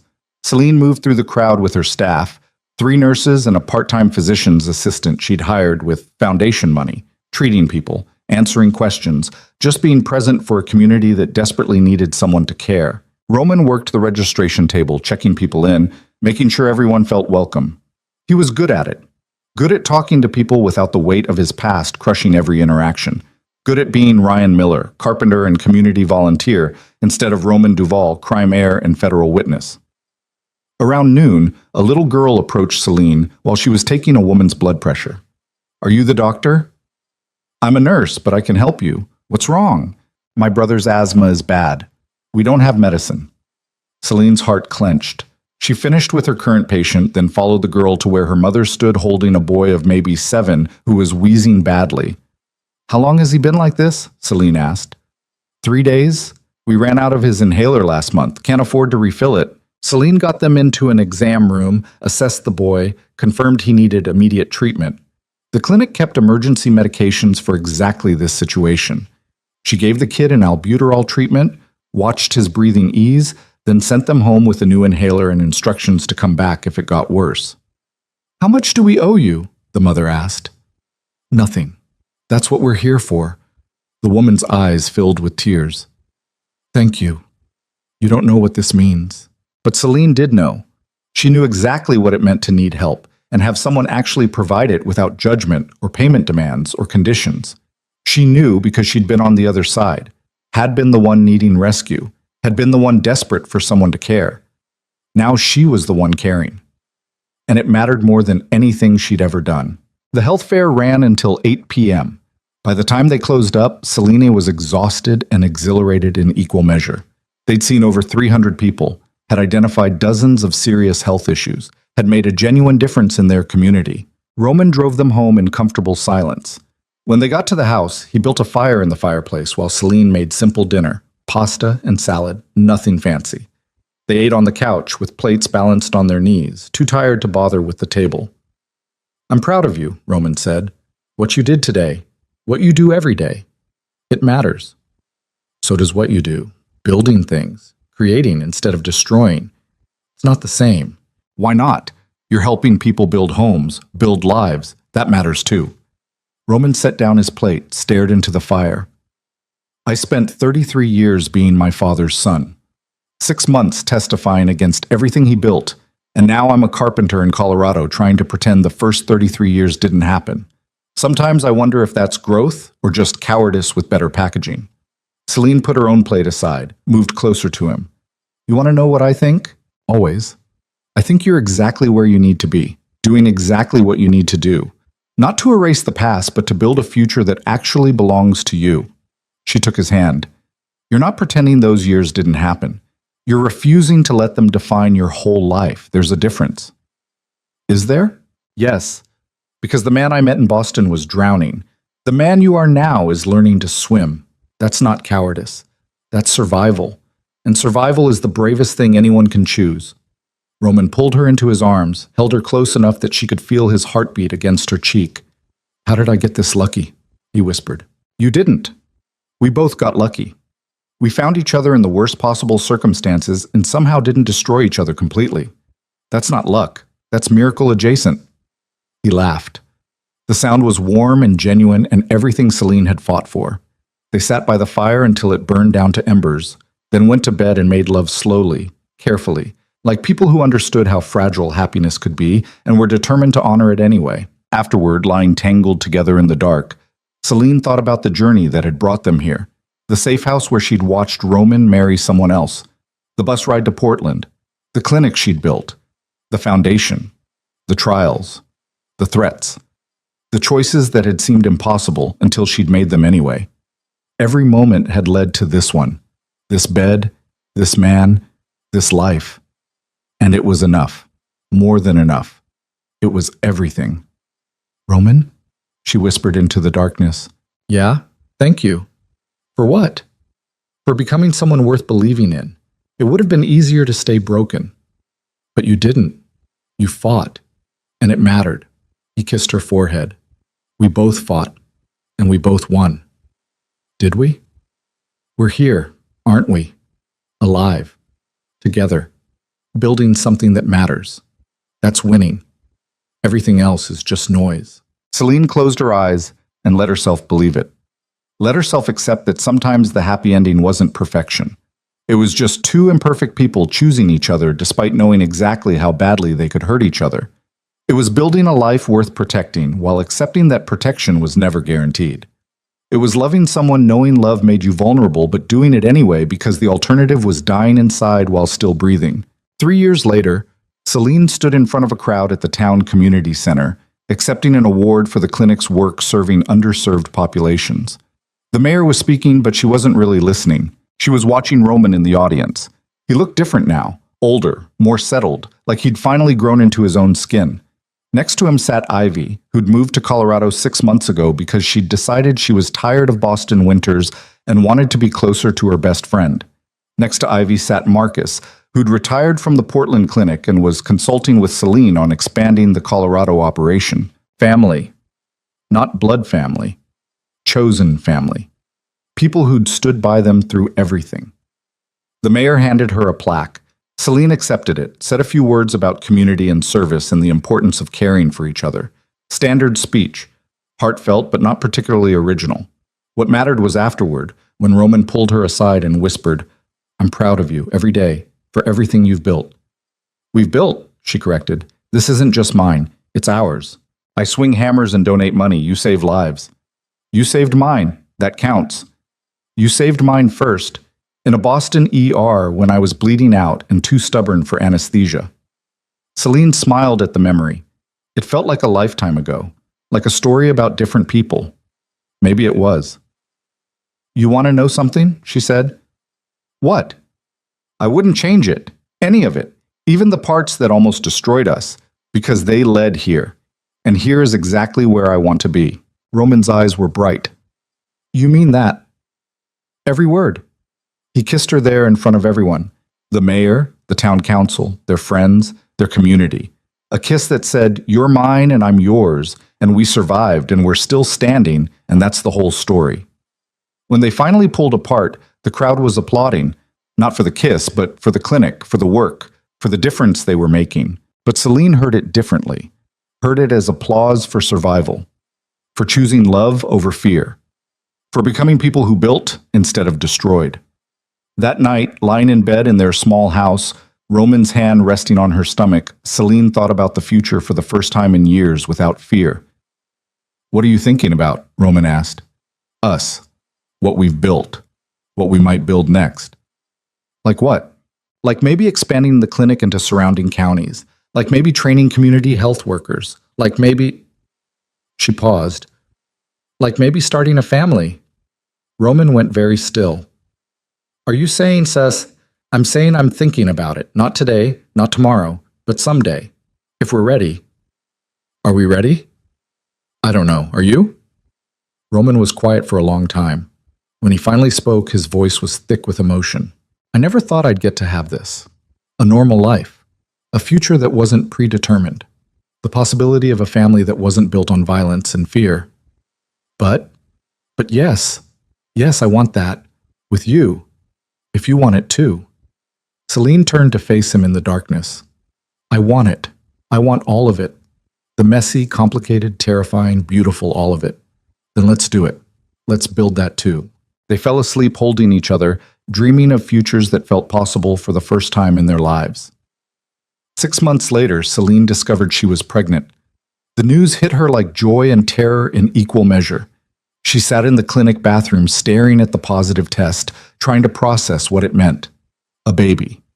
Their baby. A whole human they'd be responsible for creating, raising, protecting.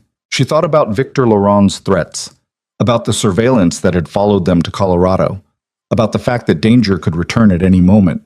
Then she thought about the clinic, about the community, about the life they'd built despite all the reasons it should have been impossible, and she chose hope over fear. That evening, she told Roman. He cried. Actually cried. Tears streaming down his face while he held her and whispered thank you over and over like she'd given him something miraculous instead of just biology doing what biology did. We're having a baby, he kept saying. We're actually having a baby. Are you happy? I'm terrified. I'm ecstatic. I'm everything at once. He pulled back to look at her. Are you happy? I'm all of that too, and I'm okay with it. With all of it. They told Ivy first, then Marcus, then gradually their community. Everyone celebrated like it was their own good news instead of something private and personal, because that's what community meant. Shared joy, shared struggle, shared life. Celine's pregnancy was uneventful medically, but emotionally complex. Every doctor's appointment reminded her of Boston, of the hospital where she'd met Roman, of the life she'd left behind. Every kick reminded her that she was bringing a child into a world that still held danger, that still had people who might want to hurt them. But Roman was there for all of it, every appointment, every moment of doubt, every surge of fear. He held her hand and reminded her that they'd survived worse, that they'd keep surviving, that their child would be born into love and protection and community. 8 months into her pregnancy, Victor Laurent died. Heart attack. Sudden. No warning. The news reached them through Luca, who still checked in occasionally despite having left that world himself years ago. Thought you should know, Luca's text said. Victor's gone, natural causes. Celeste has taken over the Laurent operations, but word is she's not interested in old grudges. You might finally be free. Celine showed Roman the message. They sat together processing what it meant. Do you think it's really over? She asked. I think Victor was the last person with enough resources and motivation to keep hunting us. With him gone, we're just old news. Yesterday's scandal. So we're free. Maybe. Or maybe we've just bought more time. I'll take it either way. 2 weeks later, Celine went into labor. Roman drove her to the regional hospital, hands shaking on the steering wheel, looking more terrified than she'd ever seen him during any of the trials. You're supposed to be the calm one, she said through a contraction. I am calm. You're white as a sheet and sweating through your shirt. Calm sweating, it's a thing. Despite everything, the pain, the fear, the absolute chaos of bringing new life into the world, Celine laughed. Their daughter was born at 3:47 a.m. on a Tuesday morning, 6 pounds, 8 ounces. Perfect in every way that mattered, and several that didn't. They named her Hope. Not because they were naive enough to think hope solved everything, but because hope was what had kept them alive when giving up would have been easier. Hope was what had made them fight for each other. Hope was what had brought them here, to this moment, to this new life they'd created together. Roman held his daughter for the first time, and Celine watched him transform, watched the last shadows of Damien Duval's legacy fade from his face, watched him become purely, completely himself. Hi, Hope, he whispered. I'm your dad, and I'm going to spend the rest of my life making sure you never have to be afraid the way I was. I promise. Celine watched them, her husband and her daughter, and felt something settle deep in her chest. All the fear, all the doubt, all the what-ifs that had haunted her since Boston. They were still there, would probably always be there, but they no longer defined her. What defined her now was this family, this choice, this life built from the ruins of everything they'd destroyed. 5 years after that, Celine stood in front of a much larger building with a much larger sign. Hartwell Regional Healthcare Network. They'd expanded.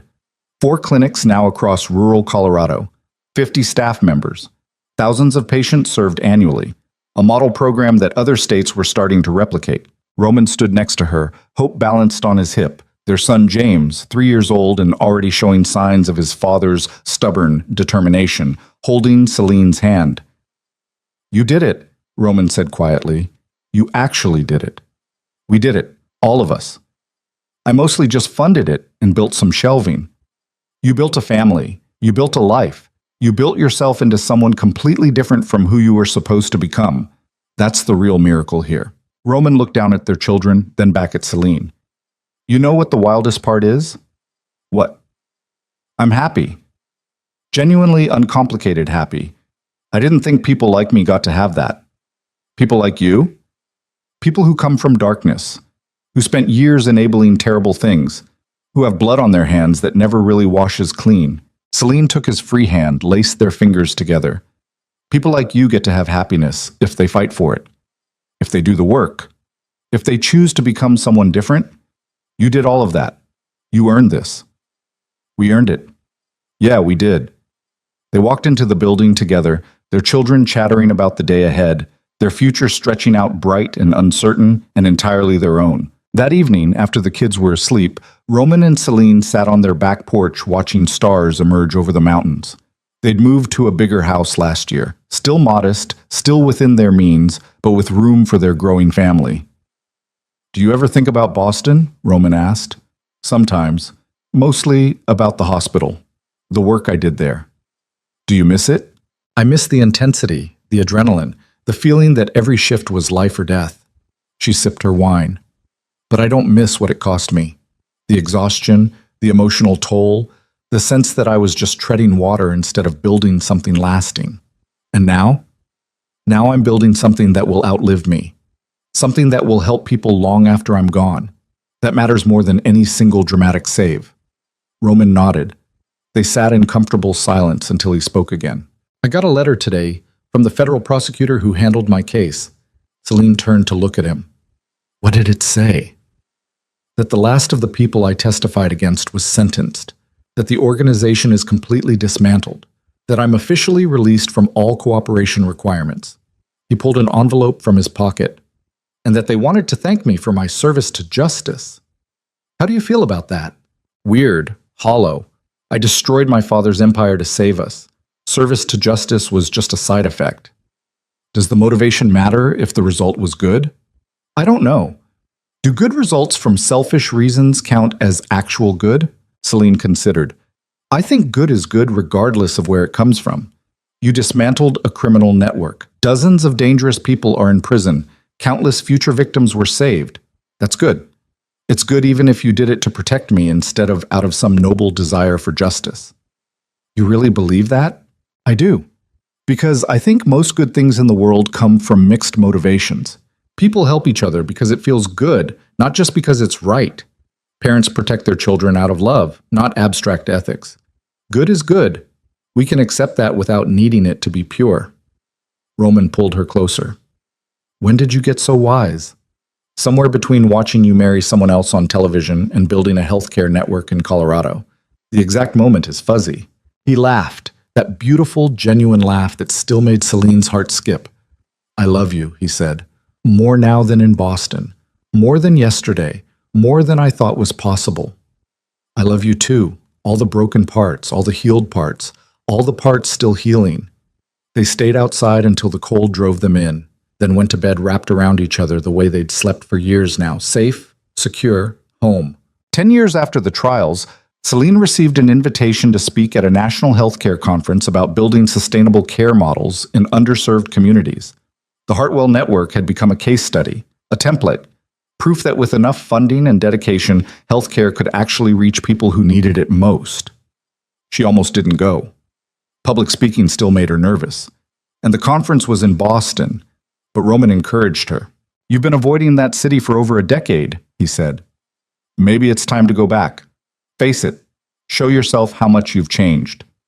So she went. The conference center was in downtown Boston, nowhere near the hospital where she'd worked, but close enough that the city felt familiar. The accent, the pace, the aggressive way people drove.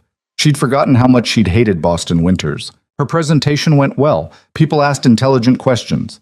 Several organizations wanted to partner with the Hartwell Network. She exchanged business cards and made connections that would help expand their reach. Afterward, she took a walk, found herself heading toward the hospital, despite having no intention of going there. Muscle memory pulling her toward familiar territory. The building looked the same. Different sign, updated exterior, but fundamentally unchanged. Celine stood across the street, watching nurses and doctors and patients flow in and out, and tried to reconcile the person she'd been then with who she was now. That Celine had been good at her job, dedicated, competent, but she'd been surviving instead of thriving, going through motions instead of building toward something. This Celine had built an empire, not a criminal one, a healing one, an empire of care. She turned to walk away and nearly collided with someone. Celine? She looked up into a familiar face. Dr. Reeves, her old attending, older now, grayer, but unmistakably him. Dr. Reeves, hi. I thought that was you. What are you doing in Boston? Healthcare conference. I'm running a clinic network in Colorado now. I heard about that. The Hartwell Network. Impressive work. He studied her. You look good. Happy. I am. Both of those things. I'm glad. You left so suddenly back then. We worried. Celine thought about that night. The ER. Roman bleeding on her table. The beginning of everything that had brought her here. I needed to leave, she said simply. Fair enough. Well, if you ever want to come back, we'd be lucky to have you. Thank you, but I'm where I belong now. They said goodbye. Celine walked away from the hospital, from Boston, from the life she'd left behind. She flew home the next day. Roman picked her up at the airport with both kids. Hope, now 10, threw herself into Celine's arms while James, 8, hung back with practiced cool that didn't quite hide his excitement. How was Boston? Roman asked. Exactly the same and completely different. Make sense of that for me. The city's the same, the hospital's the same, but I'm different. So different I barely recognize the person I used to be. Is that good or bad? Good. Definitely good. That version of me was just surviving. This version is actually living.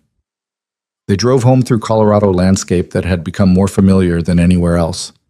Mountains and sky and space. So much space. At home, after the kids were in bed, Roman asked the question Celine knew was coming. Did you see it? The hospital? Yeah, stood outside, ran into my old attending. And I felt nothing, no nostalgia, no regret. Just acknowledgement that it was part of my past, but not my present. That's healthy. That's closure. Roman pulled her into his arms. They swayed together in their kitchen, no music, just the sound of their breathing and the house settling around them. We made it, Celine whispered. We actually made it. We did, against absolutely every odd. You know what the best part is? What?